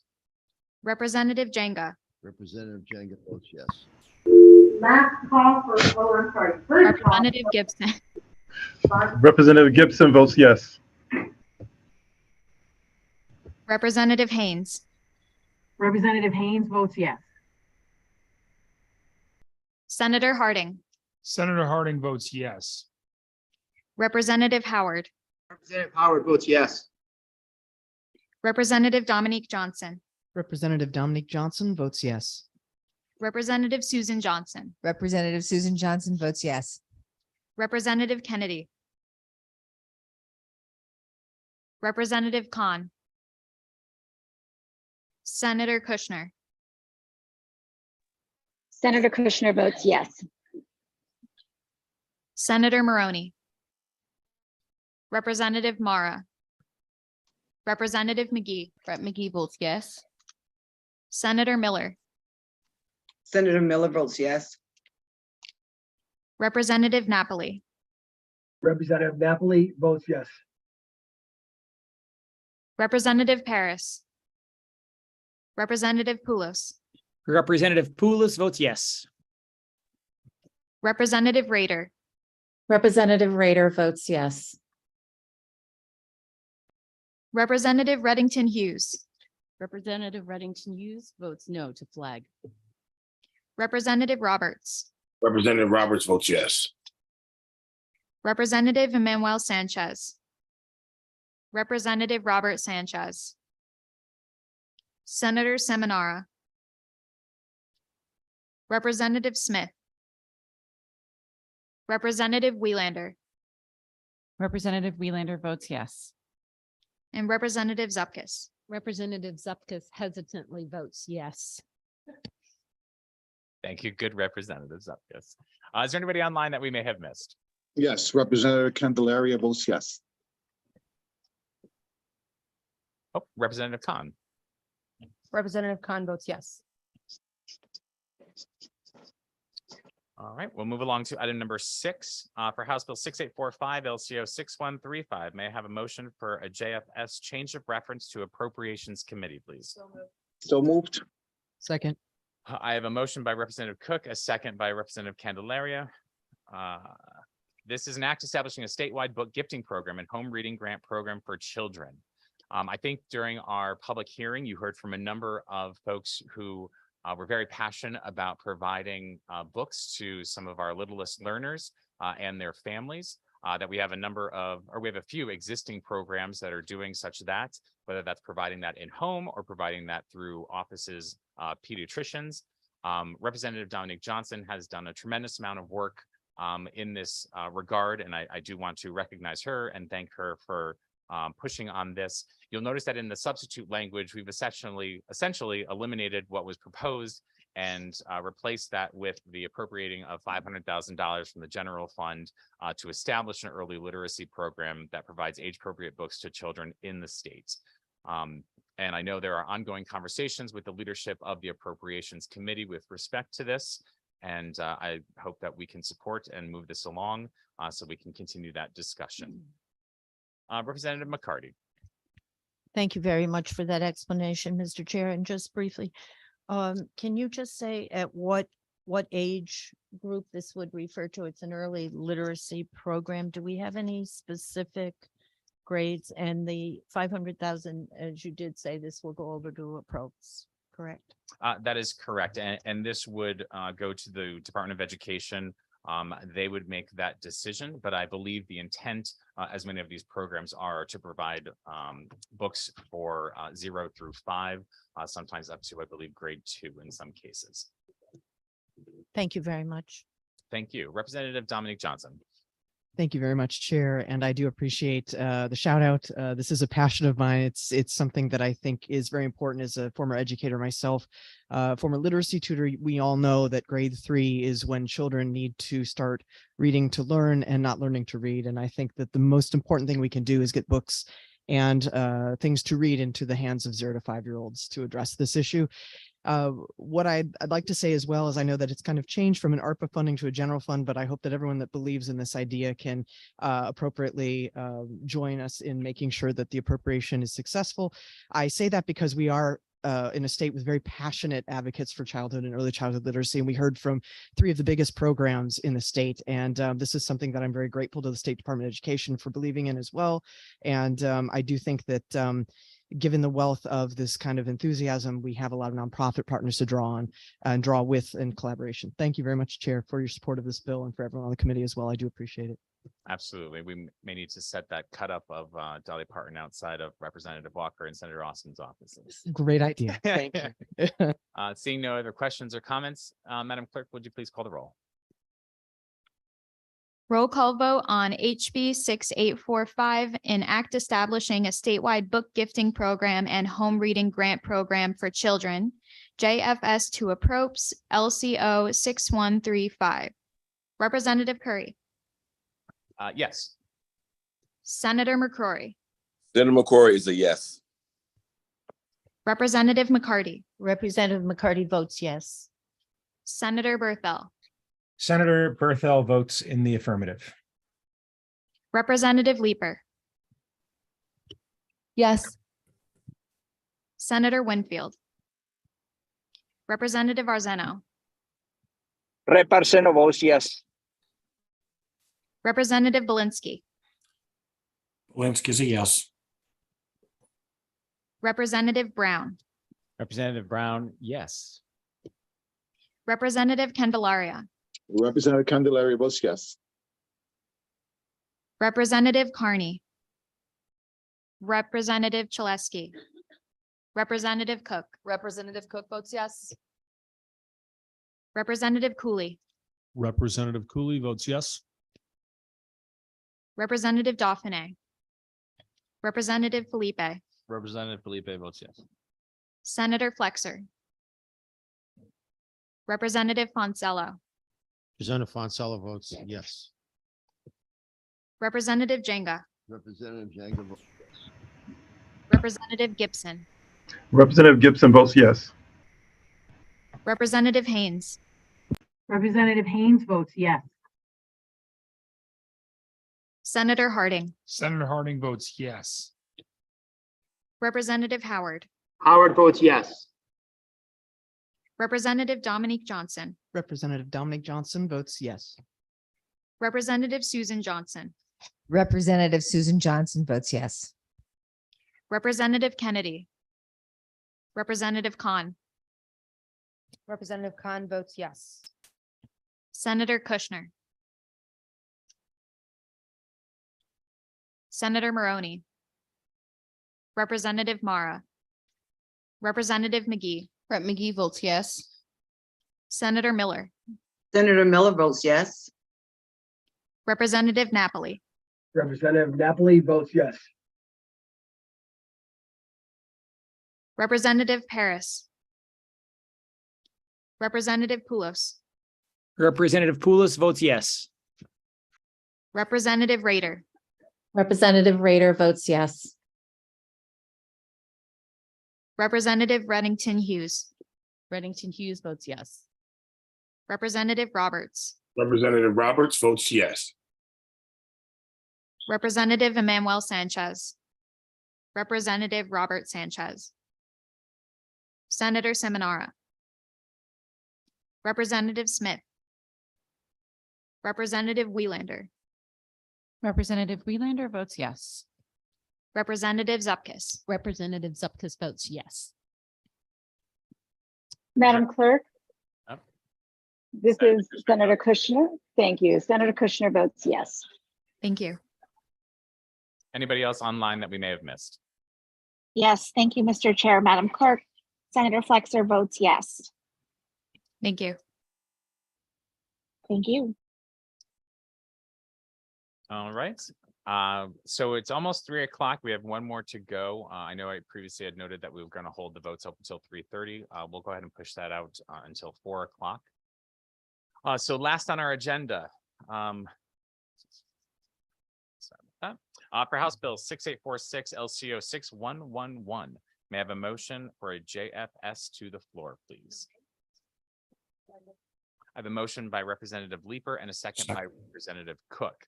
6846 is an act concerning the implementation of crisis response drills in public schools. And this does a number of things with respect to the required fire drills, the crisis response drills, as well as creating a working group to discuss the implementation of this. I'm going to turn this over to Representative Leeper as she has a point on this to offer up any additional conversation. Thank you, Mr. Chair.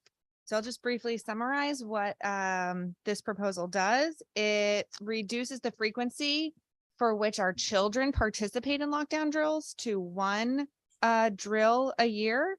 It requires those drills, when they do happen, to be trauma informed, for parents to receive prior notice and have the option to opt their children out of these drills.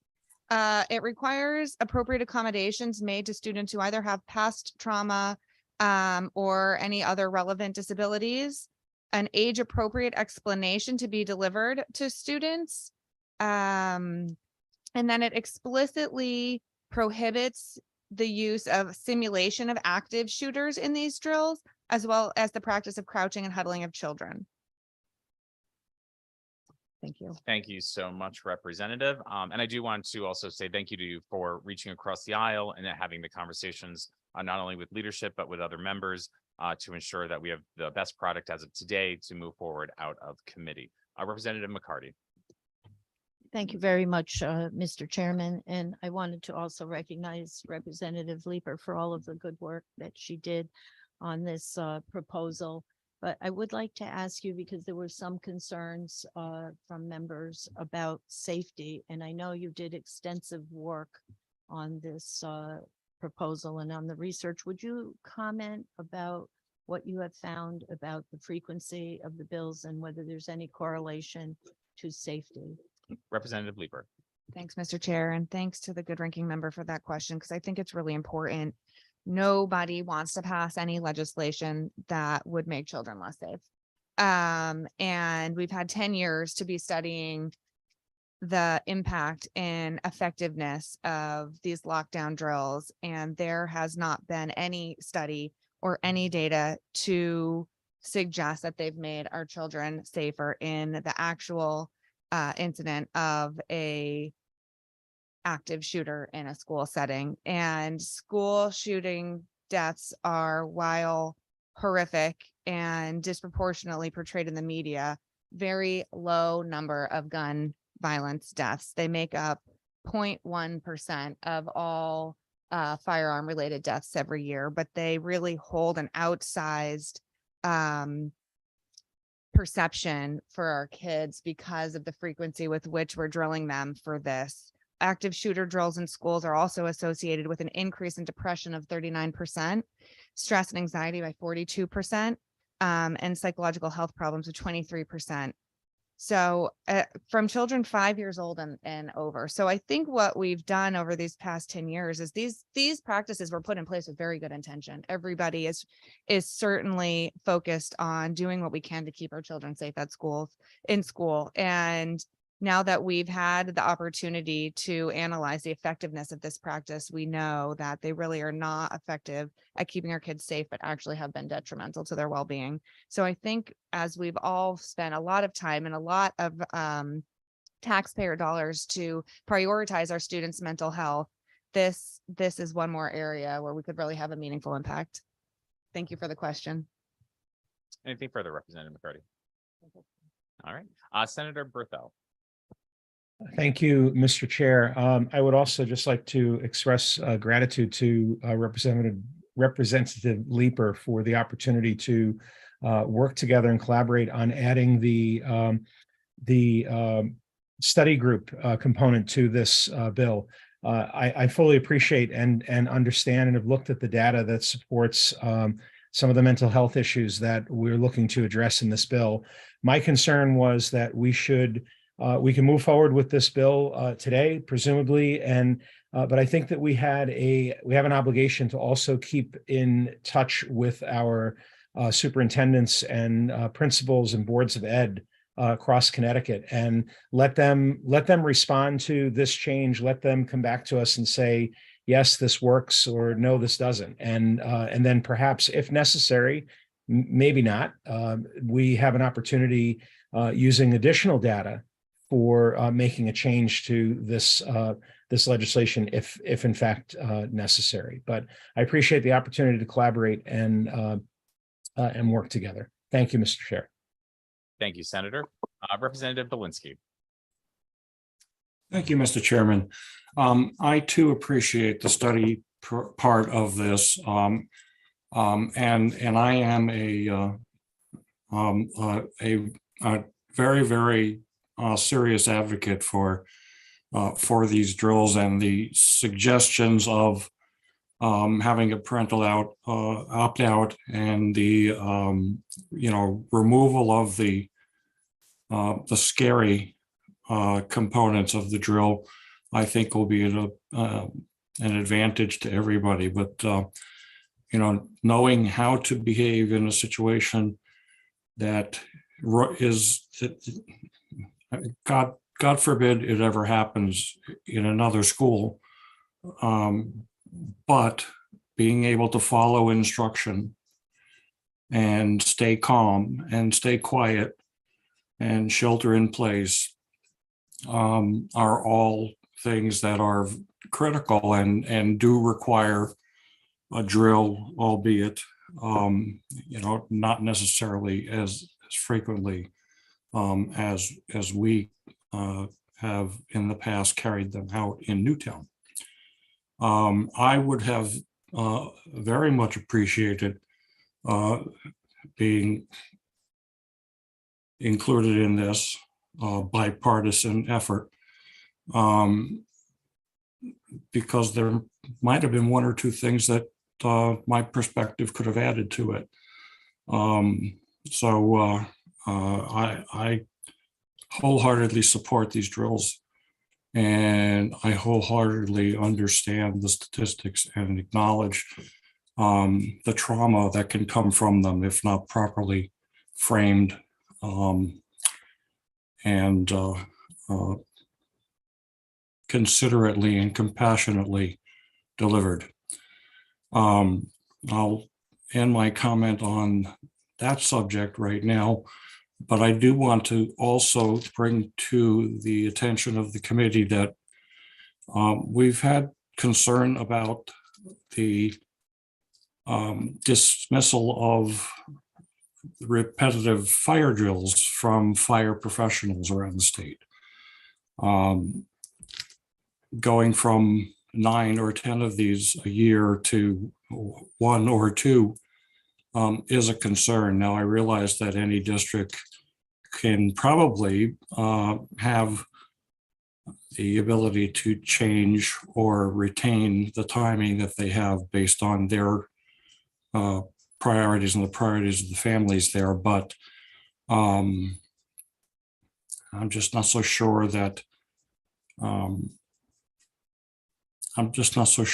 we want to de-emphasize them for the reasons of preparedness and, poise in stressful situations, and to reinforce the fact that they need to follow their teacher or their assigned adult authority figure in those schools. So I'd like to respectfully ask that we consult with fire marshals and with fire protection professionals and see what their thoughts are on this. Thank you, Mr. Chairman.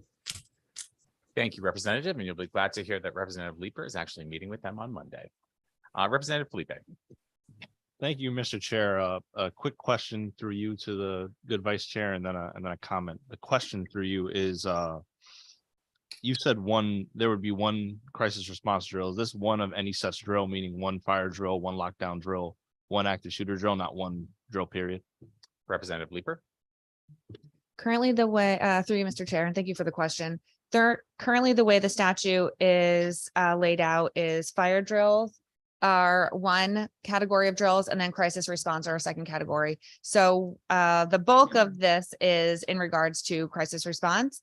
And I just also want to emphasize that this is particularly about reducing the number of drills that our children participate in, but school staff and first responders and community partners will still be required to have the emergency response plan that they are currently required to have under statute, and will also be responsible for running through those plans and being fluent in what they need to be doing in any sort of crisis. And it's really about reducing the exposure to these drills for our kids, but not reducing the preparedness and the planning that our school staff already does and will continue to do. And in regards to the fire drills and the crisis response, those are two separate categories. Does that answer your question through you, Mr. Chair? Representative Felipe. Yes, thank you. And I would just like to say for the record, and I said this last committee meeting, in regards to another bill, we need to look very deeply at what the data does and does not tell us.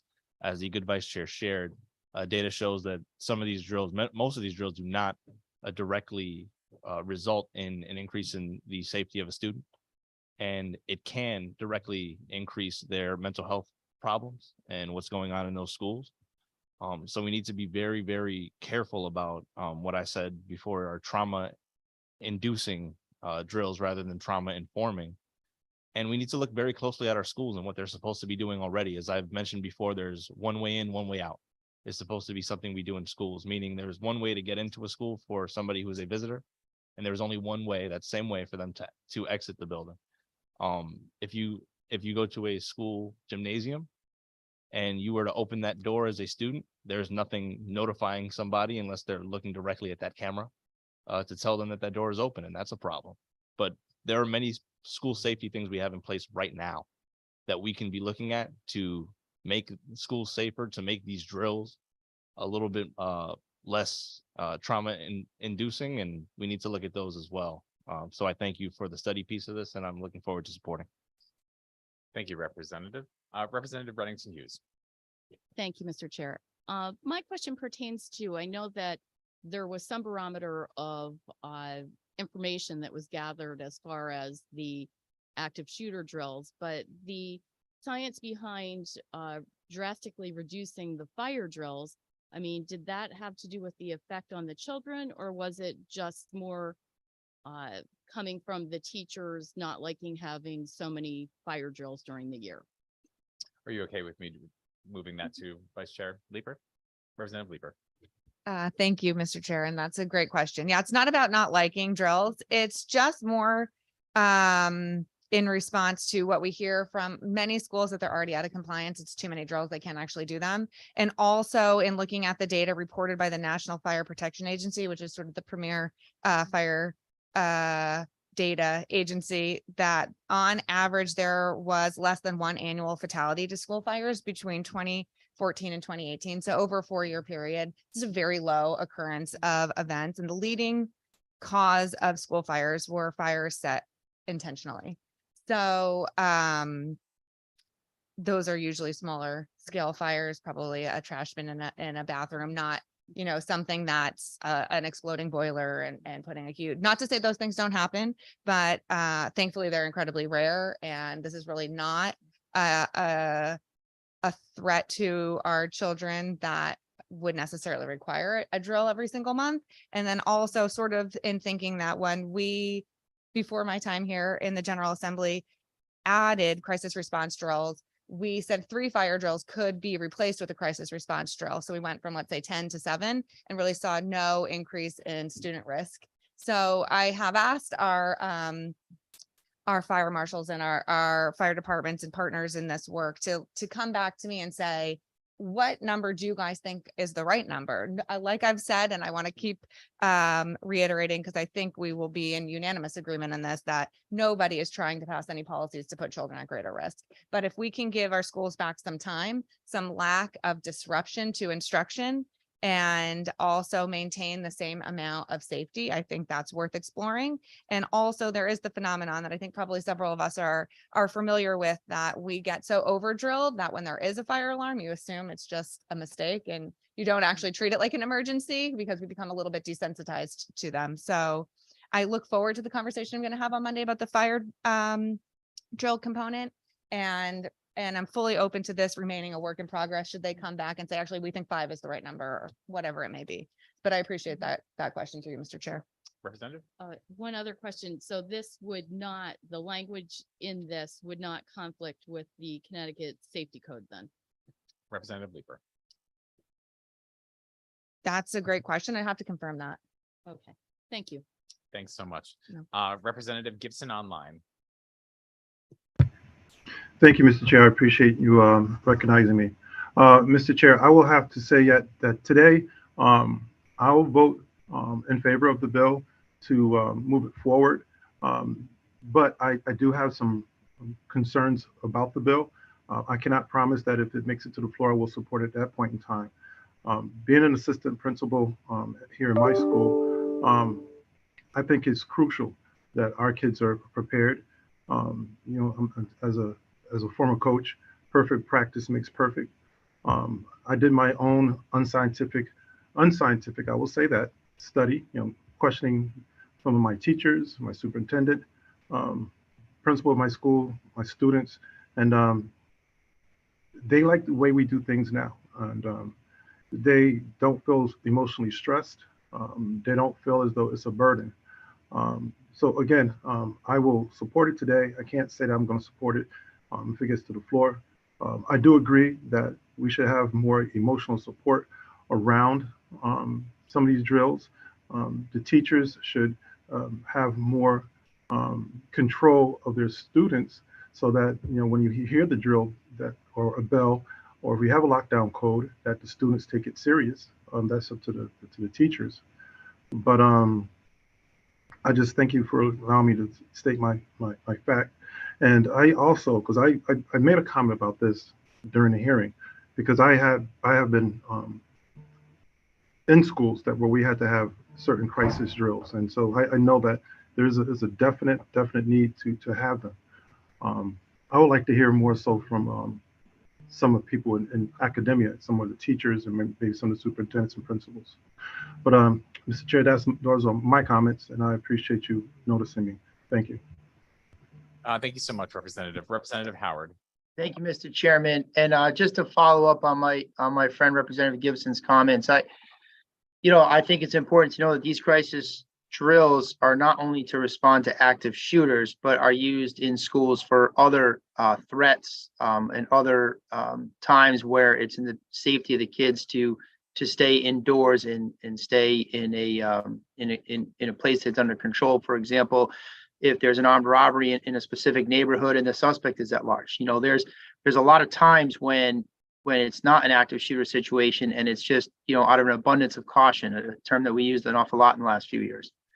And one of my concerns with the bill is not clear as to whether or not a district can conduct more than one if they want to. It seems clear they're required to do at least one. It would appear you can interpret it that it is one and only one, which raises other concerns. For example, in one of my districts, halfway through the school year, the kids moved into a new school. Certainly in that particular instance, they would likely need a follow-up drill to become accustomed to the procedures in their new school. So for today, while I agree with a large part of this bill, I certainly agree with the parental opt-outs. I love the study and actually some of the requirements around how these drills are conducted to make sure that we aren't traumatizing our children unnecessarily. But for today, I'm going to be a no because I think we need to work on it a little bit more and fine tune the language to enable districts, as Rep. Gibson said, where it's going along just fine. Those particular districts can continue or as needed. Perhaps they have an incident and realize they were in fact ill prepared. That incident didn't go well when they debrief. And perhaps they need a follow-up one. And I want to leave that open to our districts. As the good vice chair said, what we all want is to ensure that our children are safe, both physically, emotionally, and mentally. So for today, I'll be a no, and I appreciate the opportunity to make my points. Thank you, Mr. Chairman. Thank you so much. Representative Cooley. Thank you, Mr. Chair. And echoing on Representative Gibson's earlier comments and my career as a college professor and teacher, I have serious concerns about this bill. I do agree that there needs to be some reform on the crisis response, but going down to 2 fire drills, I think is a serious problem. In my career, I've been through multiple lockdowns. I've even dealt with an earthquake. And I personally do not care if kids are a little upset at doing fire drills. I care at that moment, at that time, when you're in an actual lockdown or crisis situation, the kids are prepared to do what they need to do, follow instruction, so I can make sure that they're safe. That's it. Anything else is immaterial. Again, I've been through multiples in a long career. I hope no other teacher has to do it. My blood pressure did not enjoy it. But because my kids were prepared, every one of them was safe.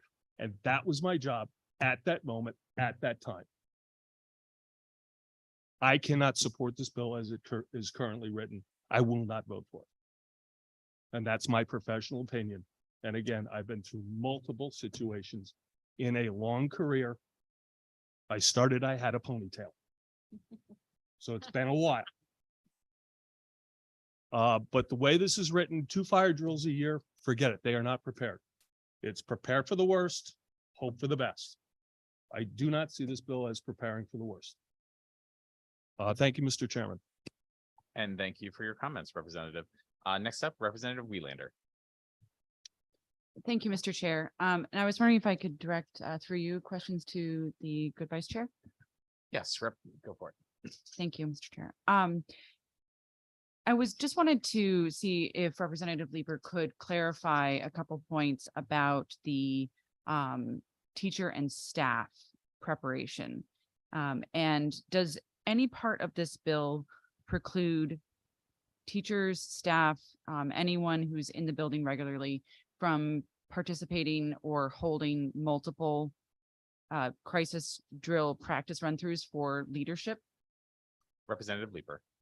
Through you, Mr. Chair, no, it does not restrict the practice of teachers and staff in school practicing. Representative Wieland. Thank you for that answer. So there's nothing in this bill that would prevent the leaders of each classroom ensuring that they are incredibly well-versed and fluent, so to speak, in the procedures and steps necessary to keep their children and their students safe within the school classroom or the building itself. Representative Leeper. Through you, Mr. Chair, correct. And actually, the number one thing that the Connecticut Children's Hospital told me in consulting with them on these changes is that the most important thing that we can do for our children in a crisis is ensure that they understand all that the adults will be doing to keep them safe. Representative Wieland. Thank you so much for those answers. I really do appreciate them because I think to quote Mr. Rogers, in moments of crisis, we look for the helpers, and the people who can help us the most are often the ones that are able to give us calm, clear instructions. And if we can ensure that our teachers as adults who are able to process these moments of potential crisis can understand exactly what is needed of them, then we can ensure that our children are safe in those situations without inflicting or any unnecessary trauma. Thank you, Mr. Chair. Thank you so much, Representative Leeper.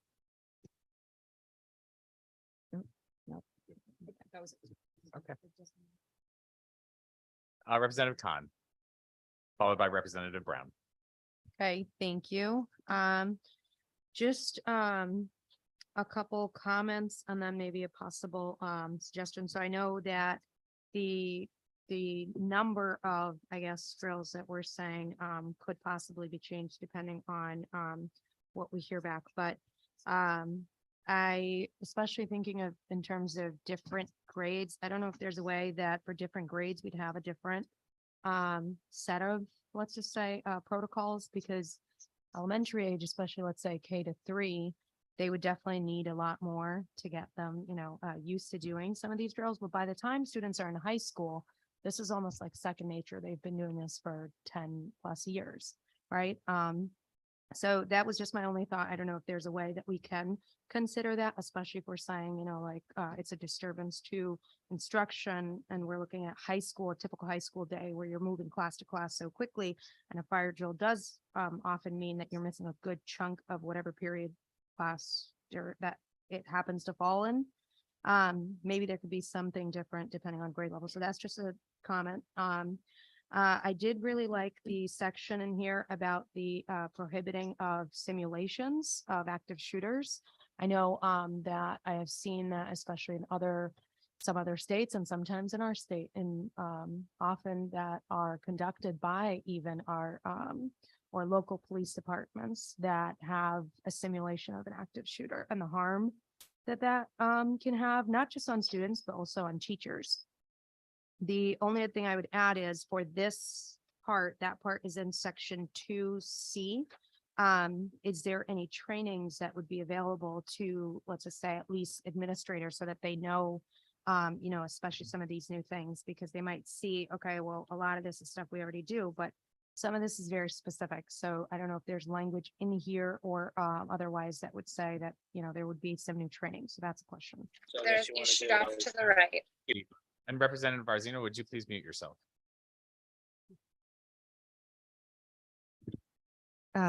Through you, Mr. Chair. Thank you for that question. Currently, all of our schools are required to submit safety plans.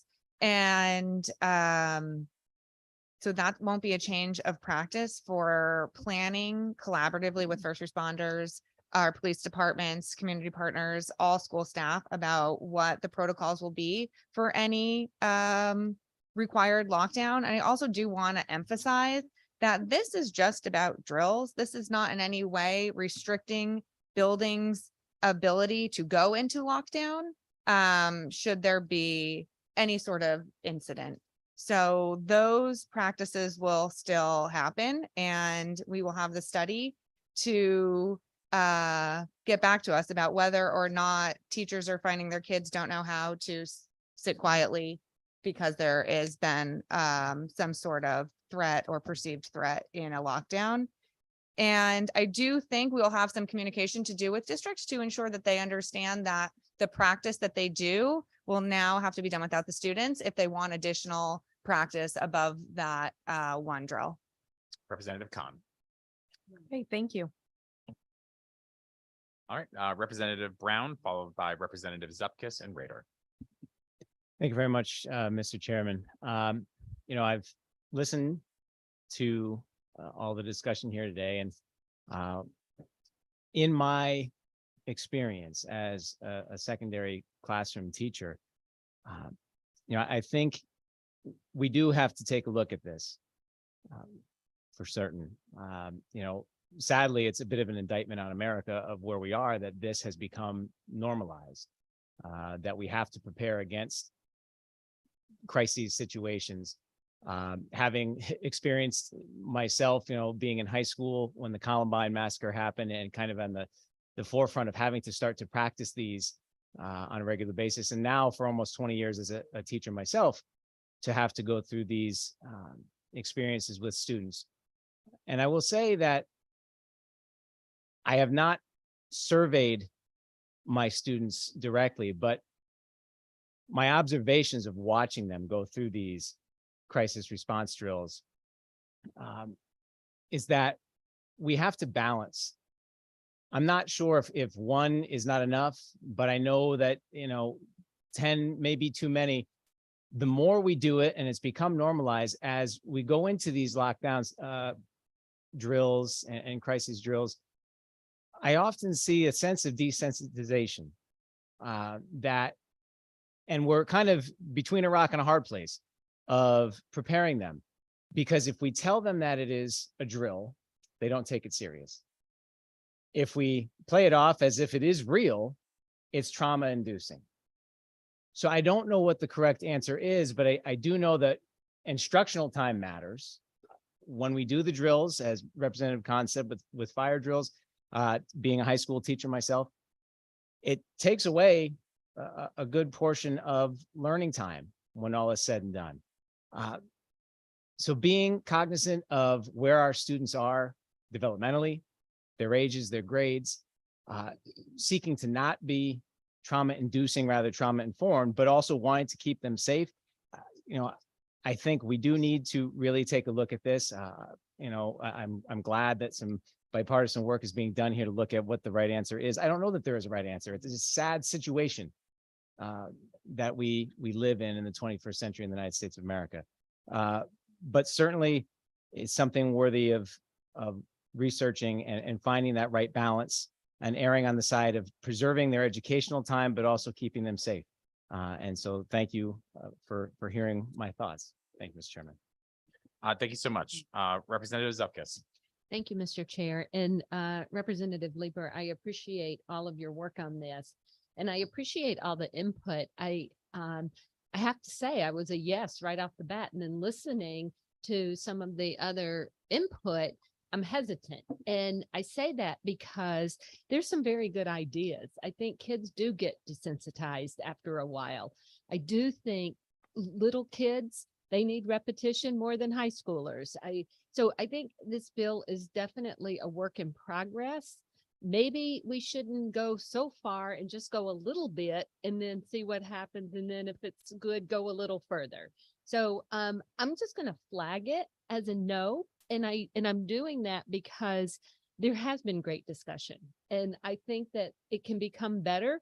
I don't think any of us have the answers, quite honestly. And so to me, that says we need more work, and maybe we just don't go as drastic in the beginning, go a little bit, because I see both sides, and both sides are so important for safety of our kids, but yet to keep instruction in classroom and keep them healthy. So thank you. I just appreciate the conversation here.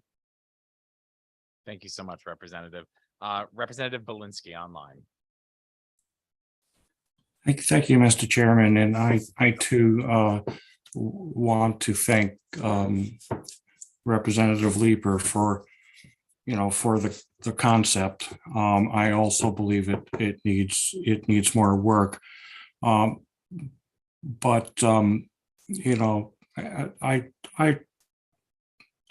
don't invoke this very often, but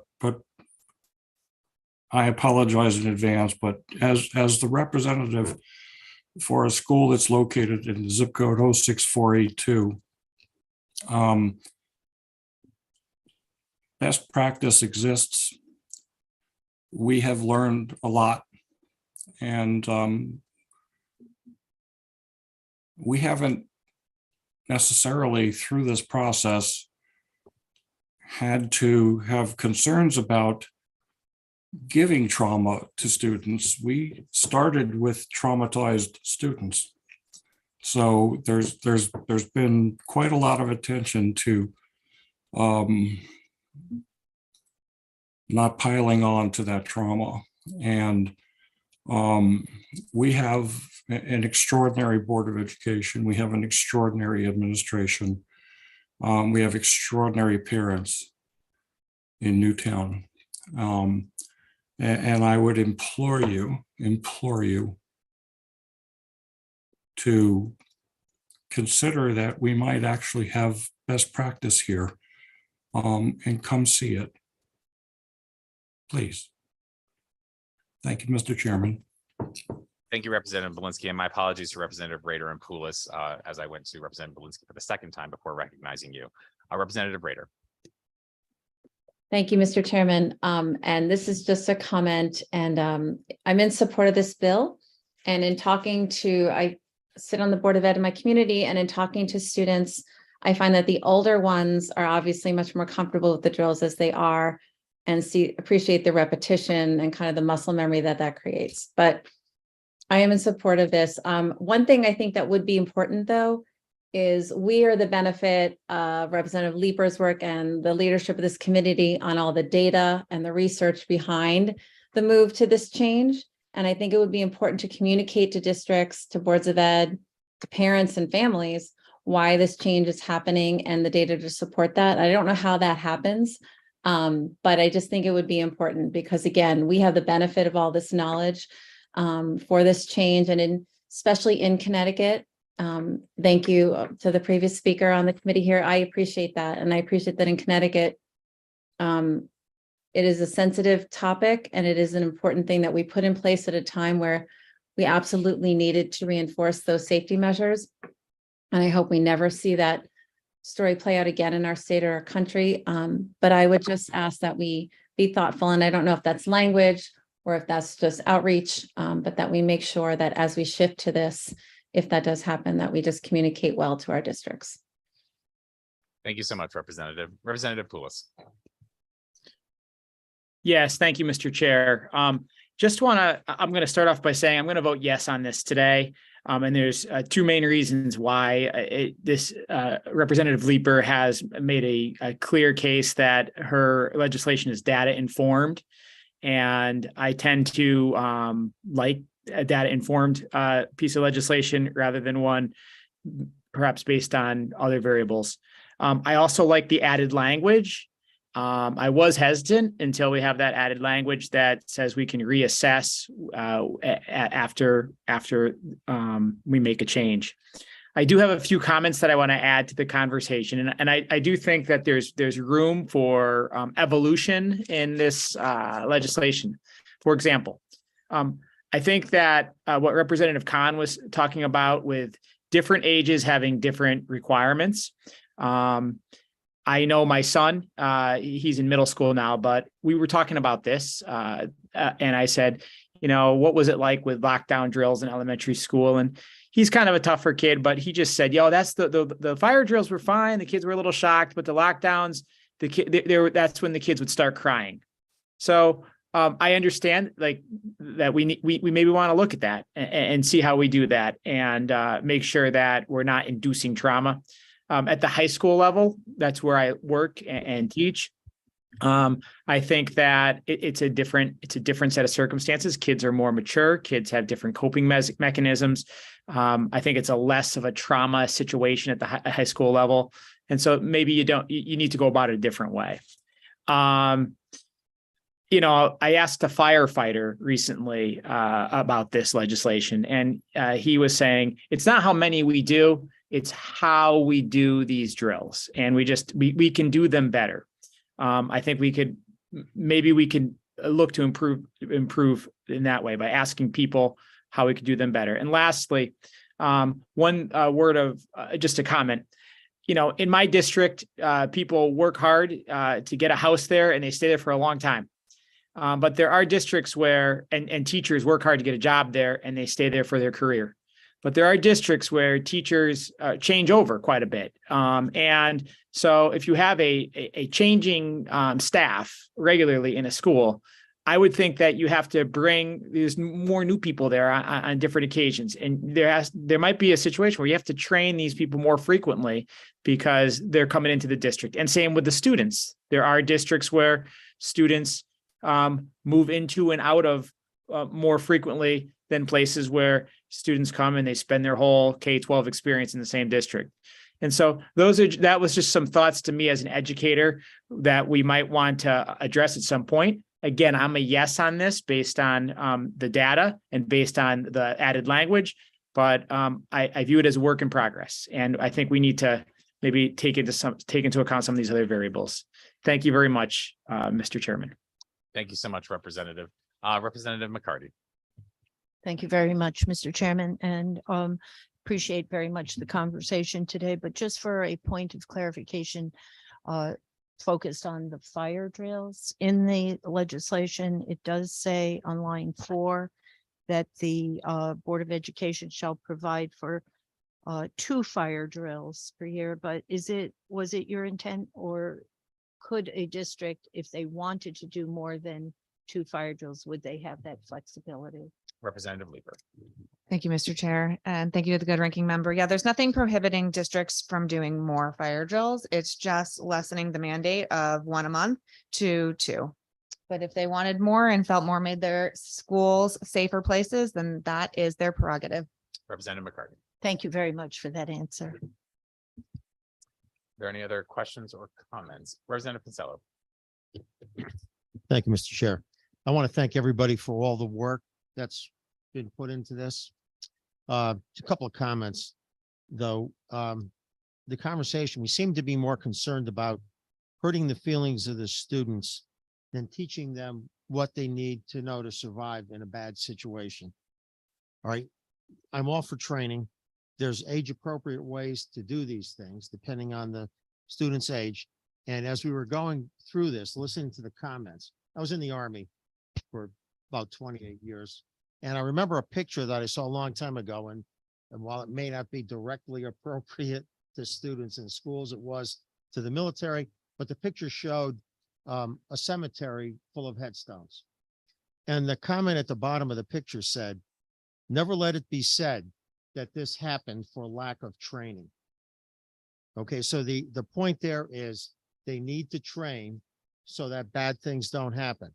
And we know bad things do happen. We have no control over it. We don't know when they're going to happen, what it's going to be. Could be a fire, we've talked about. It could be a shooter. Could be an earthquake. What are you going to do in an earthquake? There's nothing in here on that. I'm not saying you need to add language to it, but you need to be prepared for bad things that may happen. So my bottom line is I support training until I feel confident that the students know what they need to know to survive in a bad situation. Again, thank you. Thank you, Mr. Chair. Representative Leeper. Thank you, Mr. Chair. I appreciate the prerogative to make one last comment. I think that the main underlying point of this proposal is that what we are currently doing is not associated in any way with making our children safer.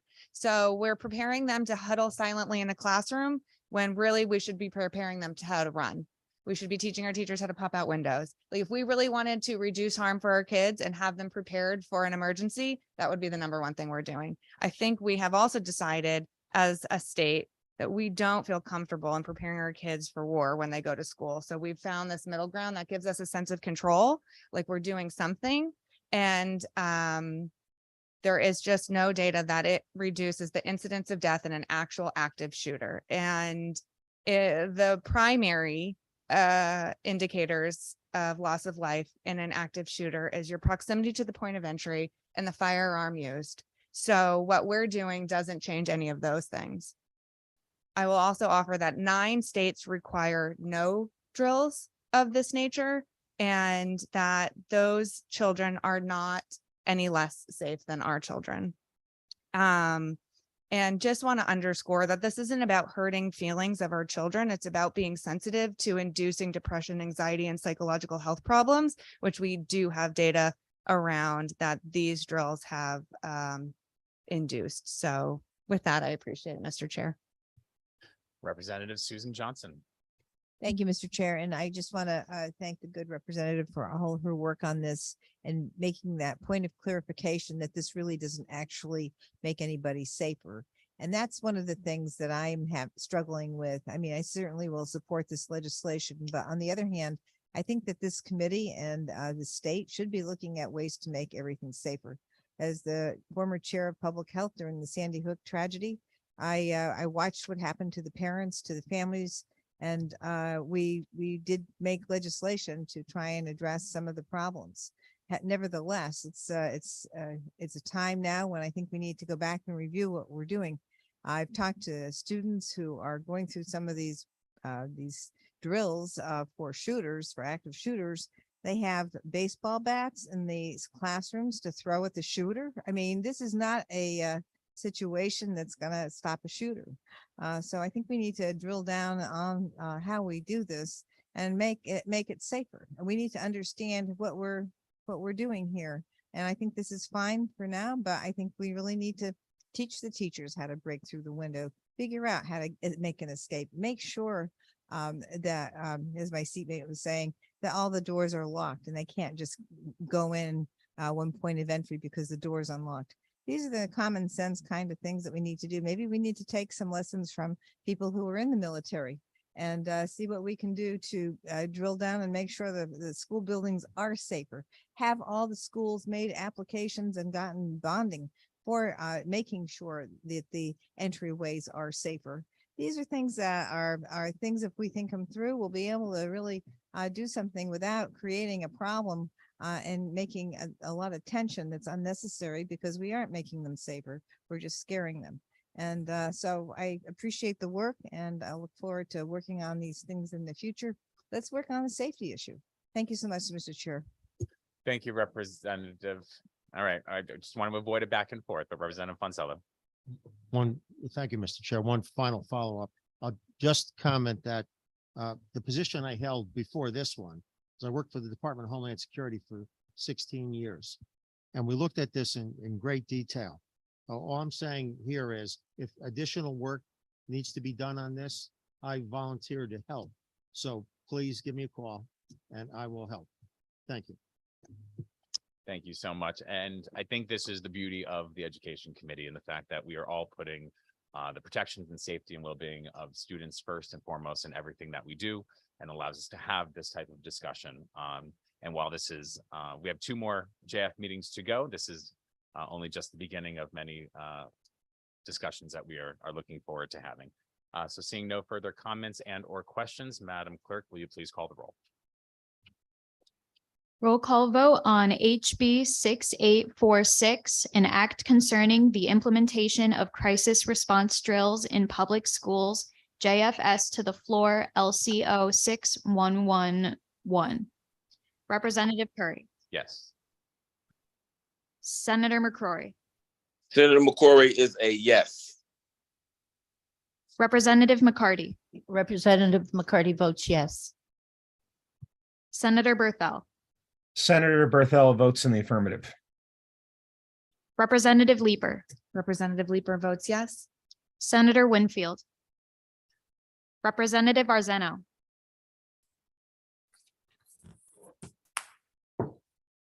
Representative Arzeno, you're muted. Rep. Arzeno votes yes. Say that again, Representative. Rep. Arzeno votes yes. Representative Belinsky, Representative Belinsky will abstain. Representative Brown, Representative Brown votes yes. Representative Candelaria, Representative Candelaria votes yes. Representative Carney, Representative Chaleski, Representative Cook, Representative Cook votes yes. Representative Cooley, Representative Cooley votes no. Representative Dauphiné, Representative Dauphiné votes no. Representative Felipe, Representative Felipe votes yes. Senator Flexer, Senator Flexer votes yes. Representative Moncello, Representative Fonsello votes no. Representative Jenga, Representative Jenga votes yes. Representative Gibson, Representative Gibson votes yes. Representative Haynes, Representative Haynes votes no. Senator Harding, Senator Harding votes yes. Representative Howard, Representative Howard votes no. Madam Clerk, may I just quickly interrupt? Representative Belinsky, are you still online? I am. Thank you. I've been informed by our LCO with regards to voting. You may either vote yes, no, or you may pass. Abstaining is not a vote. And if I pass, how does that record? As simply as not voting. Why is there an abstain column on the vote sheets, Mr. Chair? That I can't speak to. It's on every single vote sheet taken, and I've seen it used. I've never used it personally. Correct, because it's not, I don't believe, a thing. So we would ask that you either vote yes, no, or simply pass. I'd like LCO to explain to me why I can't abstain. LCO. Hi, Representative. The answer is, in my training, I was told that you can't abstain as a vote. It's not a vote that you can make. You can vote yes, as Rep. Curry said, you can vote yes, you can vote no, you can pass or you cannot vote, but a vote to abstain is not like a thing you can do. I know that's not a very legal way of saying it, but it's not a vote that can be recorded. Thank you. And typically that abstention column on the vote tally sheets are simply used for when folks are not present and or not voting. Representative Belinsky votes no. Thank you, sir. Madam Clerk, you may continue. thank you. Representative Howard, Rep. Howard votes no. Representative Dominique Johnson, Representative Dominique Johnson votes yes. Representative Susan Johnson, Representative Susan Johnson votes yes. Representative Kennedy, Representative Khan, Representative Khan votes yes. Senator Kushner, Senator Kushner votes yes. one more time, Senator. Senator Kushner votes yes. One more time. Could you see me? Sorry, say slowly. Senator Kushner votes yes. There we go. Thank you. Thank you. Senator Maroney, Representative Mara. Representative McGee, Rep. McGee votes yes. Senator Miller, Senator Miller votes yes. Representative Napoli, Representative Napoli votes yes. Representative Paris, Representative Poulos, Representative Poulos votes yes. Representative Rader, Representative Reddington Hughes, Representative Reddington Hughes votes no. Sorry, Madam Representative Clerk. Roberts. Madam Clerk, it's Representative Rader. Can I cast my vote, please? Yes, All right, Representative Rader votes yes. thank you. Representative Roberts, Representative Roberts votes yes. Representative Emmanuel Sanchez, Representative Robert Sanchez, Representative Robert Sanchez votes yes. Senator Seminara, Representative Smith, Representative Smith votes yes. Representative Welander, Representative Welander votes yes. and Representative Zupkis. Representative Zupkis votes no. Is there anyone else online that we may have missed? All right, we're going to hold votes open until 4:30 to allow for members to cast those. So we will recess the meeting to allow votes to continue until 4:30, at which time we will adjourn. Again, I just want to thank all the members for their input and conversation today. I hope you all have an easy weekend. And just remember, if you're lucky enough to be Irish, you're lucky enough. Have a great night. Madam Clerk, Rosalie.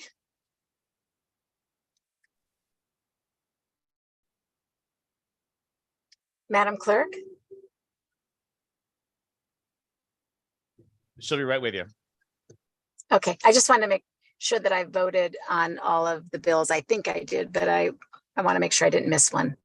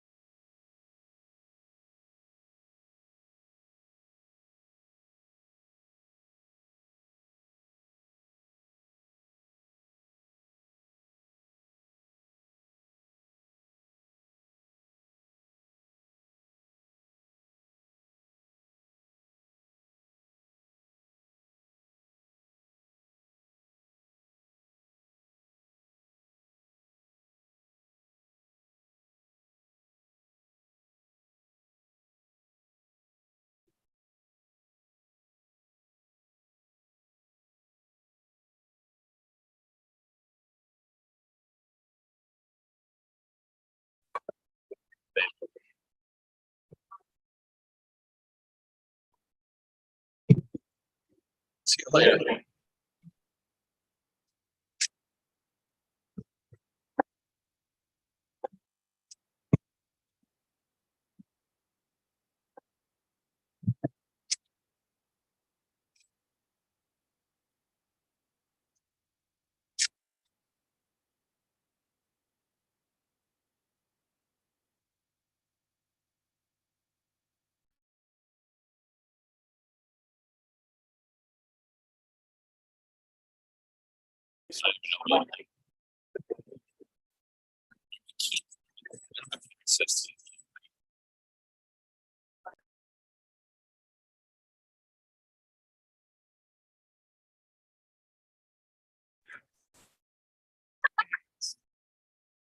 I think it's okay.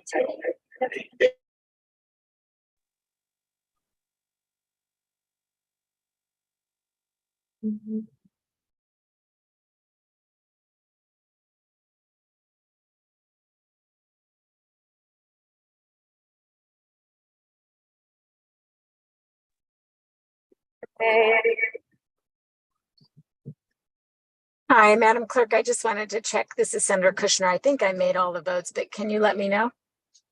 Yeah, one moment. Let me just get the folks who are still in the room. Okay, thank you.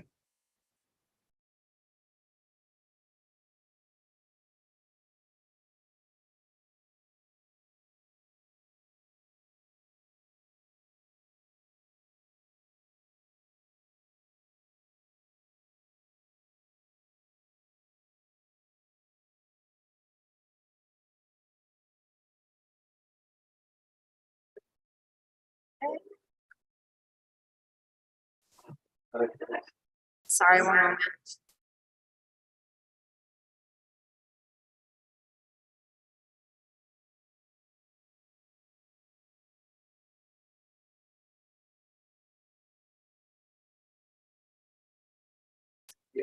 Okay, Rep. Smith, how would you like to vote on HB 6686?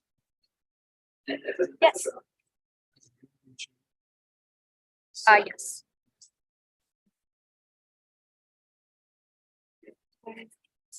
How would you like to vote on HB 6761? .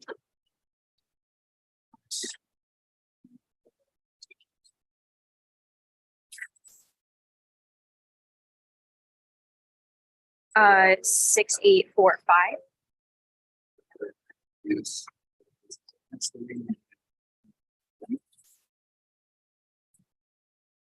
And you're also, Just check. yes, you can. Yeah. Thank you very much. Really good. Hey, Carney. Go backwards, I guess. How would you like to vote on HB 6846? Yes.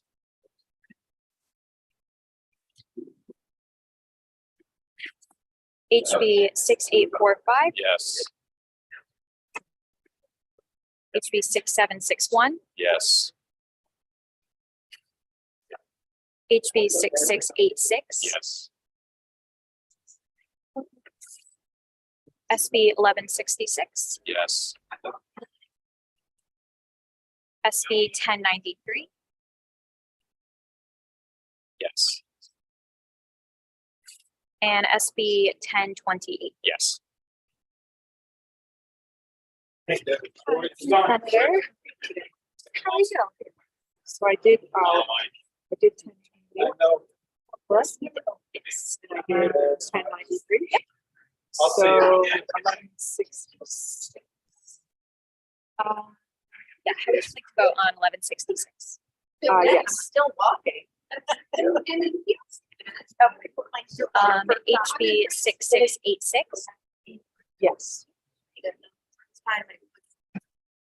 HB 6761, Yes. HB 6845, Yes. Excuse me, can everyone check their mic, please? HB 6846. No. Thank you. Thank you. Can you tell me what the vote tally was on the funds? Senator, that background noise, I think, is in the room from Rosalie's mic when she's got No, it was someone else's. She turned it off.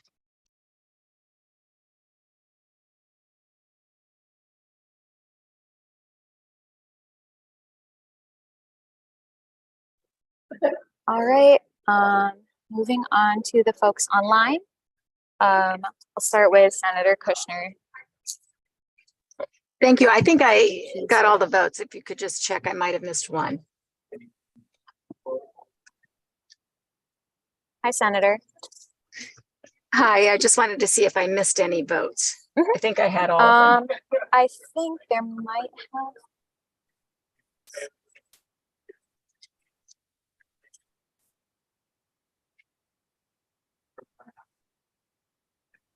Yeah, you're all set. Thank you so much. No problem. Have a good weekend. You too. Okay, I'll go to Representative Howard. Hi, Rosalie. I think I just missed 1028. Okay. All right. me-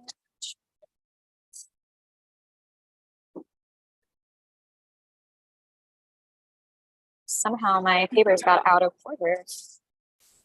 I think Carney did it. One second. Sorry about that. Oh. Yes, how would you like to vote on 1028? Rep Howard votes yes. Thank you. That's the only one, right? I can double check. I believe that's the only one. Thank you. Have a good weekend. You as well.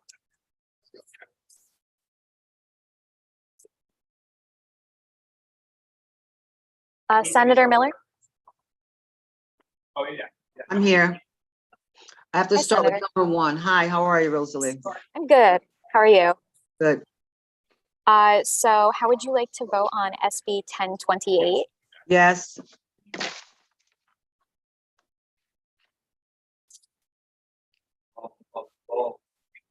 SB 1093? Yes.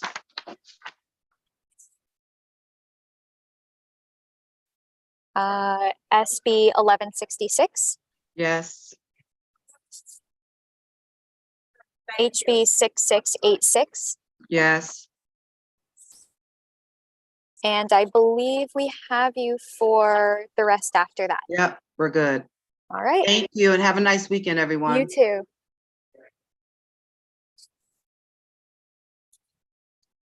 Rep Sanchez? Hi, Rosalie. Hi, how are you doing? Good. I think I missed all of them except for the last one. Yes, I believe that's correct. So how would you like to vote on SB 1028? Yes, SB 1093? yes, SB 1166? yes, HB 6686? yes, HB 6761? yes, HB 6845? yes. Okay, you're all set? Thank you. You have a wonderful weekend. You too.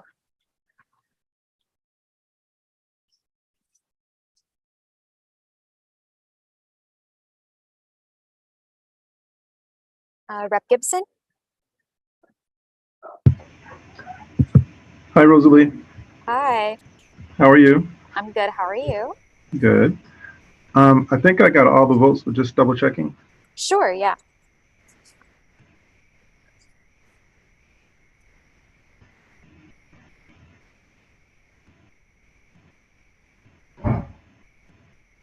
Yep, got them all. Thank you, Rosalie. Have a great weekend. You too. Rep Dauphiné?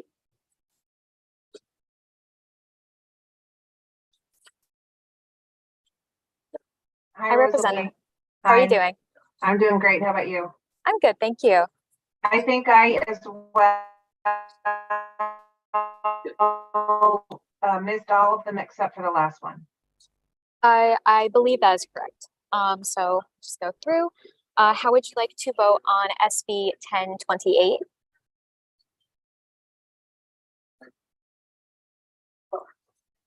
I vote, Rep Daphne votes yes. Thank you. And I believe either your connection or mine is a bit spotty, so forgive me if I have to ask you to repeat. SB 1093? Rep Daphne votes no. SB 1166? Rep Daphne votes no. HB 6686? Rep Daphne votes no.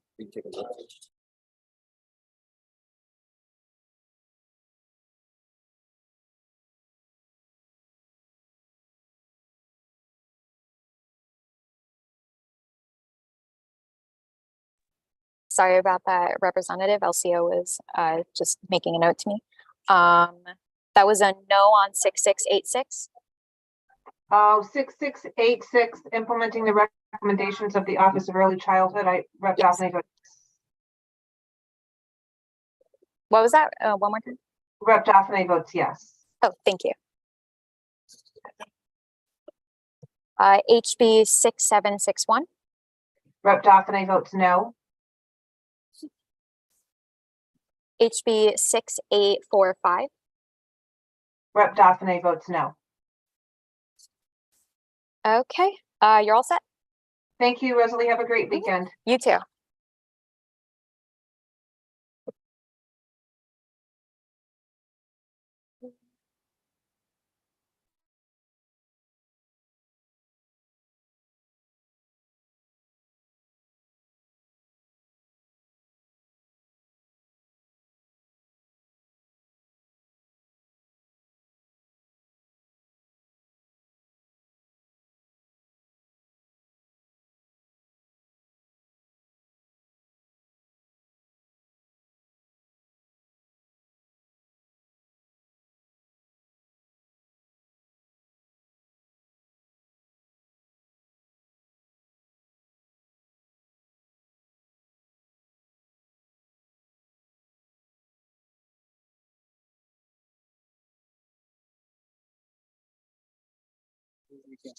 You too.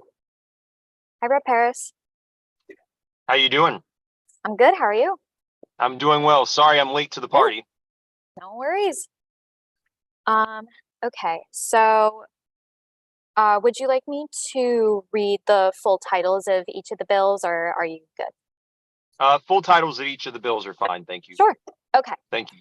How would you like to vote on SB 1028, an act implementing the recommendations of the Department of Education? I vote in favor. SB 1093, an act implementing the recommendations of the Juvenile Justice Policy and Oversight Committee concerning education. I vote in favor. SB 1166, an act concerning implementation of the Connecticut School Climate Policy. I vote yes. HB 6686, an act implementing the recommendations of the Office of Early Childhood. In the affirmative. HB 6761, an act concerning a review of drinking water supply locations and equipment in public schools. I vote in favor. HB 6845, an act establishing a statewide book gifting program and home reading grant program for children. I vote in favor. And HB 6846, an act concerning the implementation of crisis response drills in public schools. In the affirmative. Thank you. You are Thank all you, set. Rosalie. Appreciate it. Happy No problem. Happy St. Patrick's Day to you You as well. Have a great weekend. too.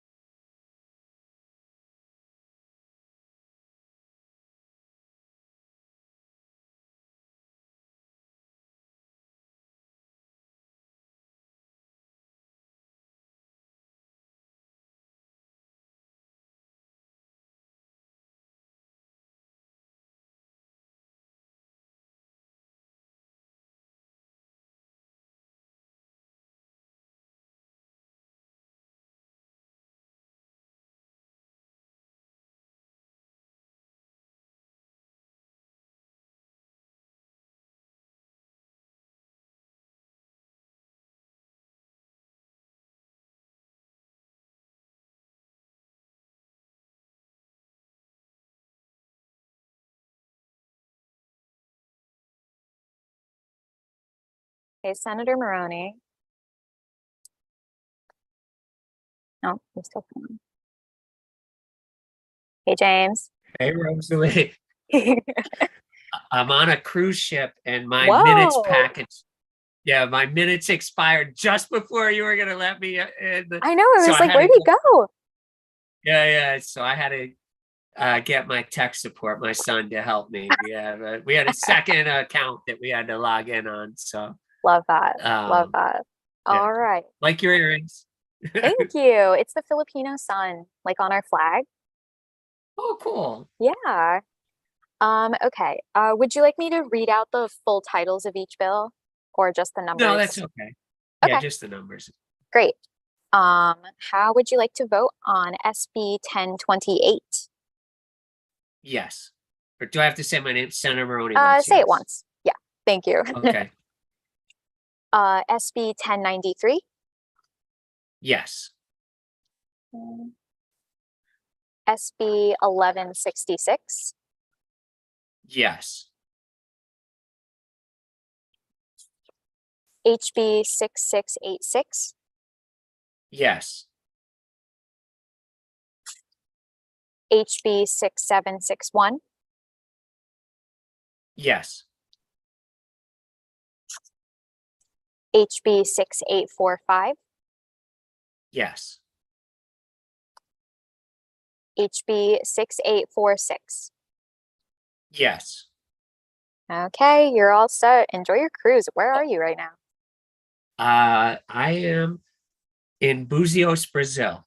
Oh, So okay. yeah, I'll be back on we fly back red eye Monday night. So I'll be back Tuesday. Nice. Well, enjoy the last few days of your vacation. Thank you. See you soon. Yeah. Happy St. Patrick's Day. Bye. You too. Bye. Thank you. Bye.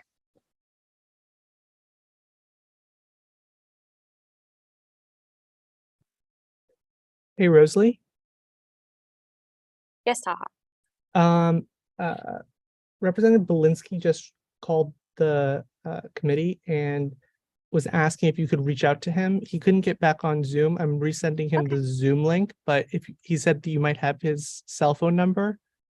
Yeah, I will check. I'm sending you both an email right now too, just so you. Great. You know. Okay, thanks, Taha.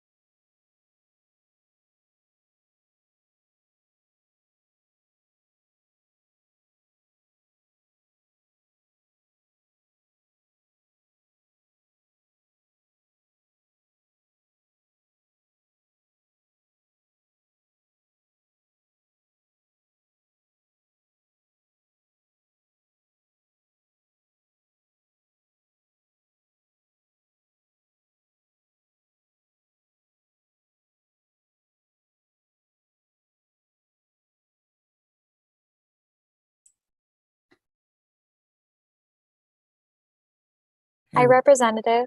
Hi, thank you. I would like to change my vote back to the abstain if I could, please. Yes, absolutely. And that was just for official notice, HB 6846, please. Yes. I'll make sure that I record your vote as abstain.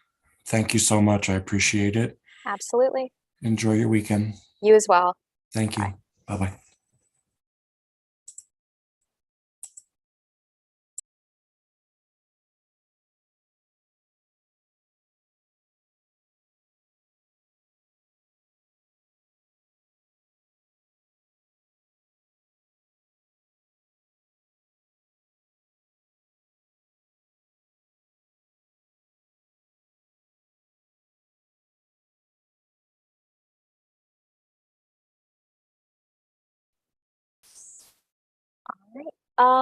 You can, here, let's see it.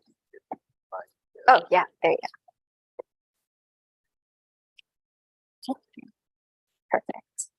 All right, Representative Shaleski. How would you like to vote on SB 1028? Representative Shaleski votes yes. Oops.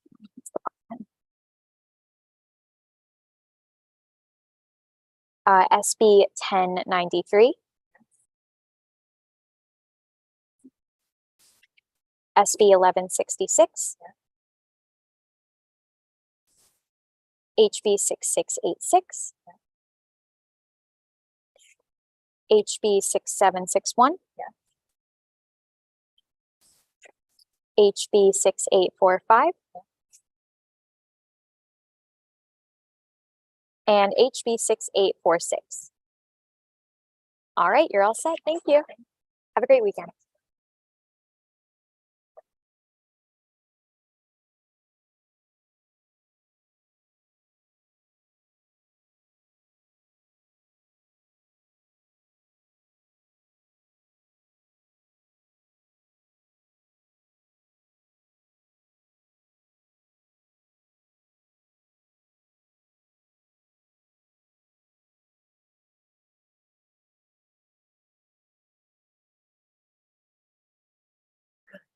It feels like 11 o'clock. I know, today's been very weird. Here, can you move over a little bit so you're on camera? Oh, I'm sorry. Yeah, no problem. All right, Representative Kennedy, how would you like to vote on SB 1028? Yes. SB 1093? No. Okay. SB 1166? Yes. HB 6686? Yes. HB 6761? Yes. HB 6845? Yes. And HB 6846? No. All right, you're all set. Awesome. Thanks. You guys have a wonderful weekend. You as well.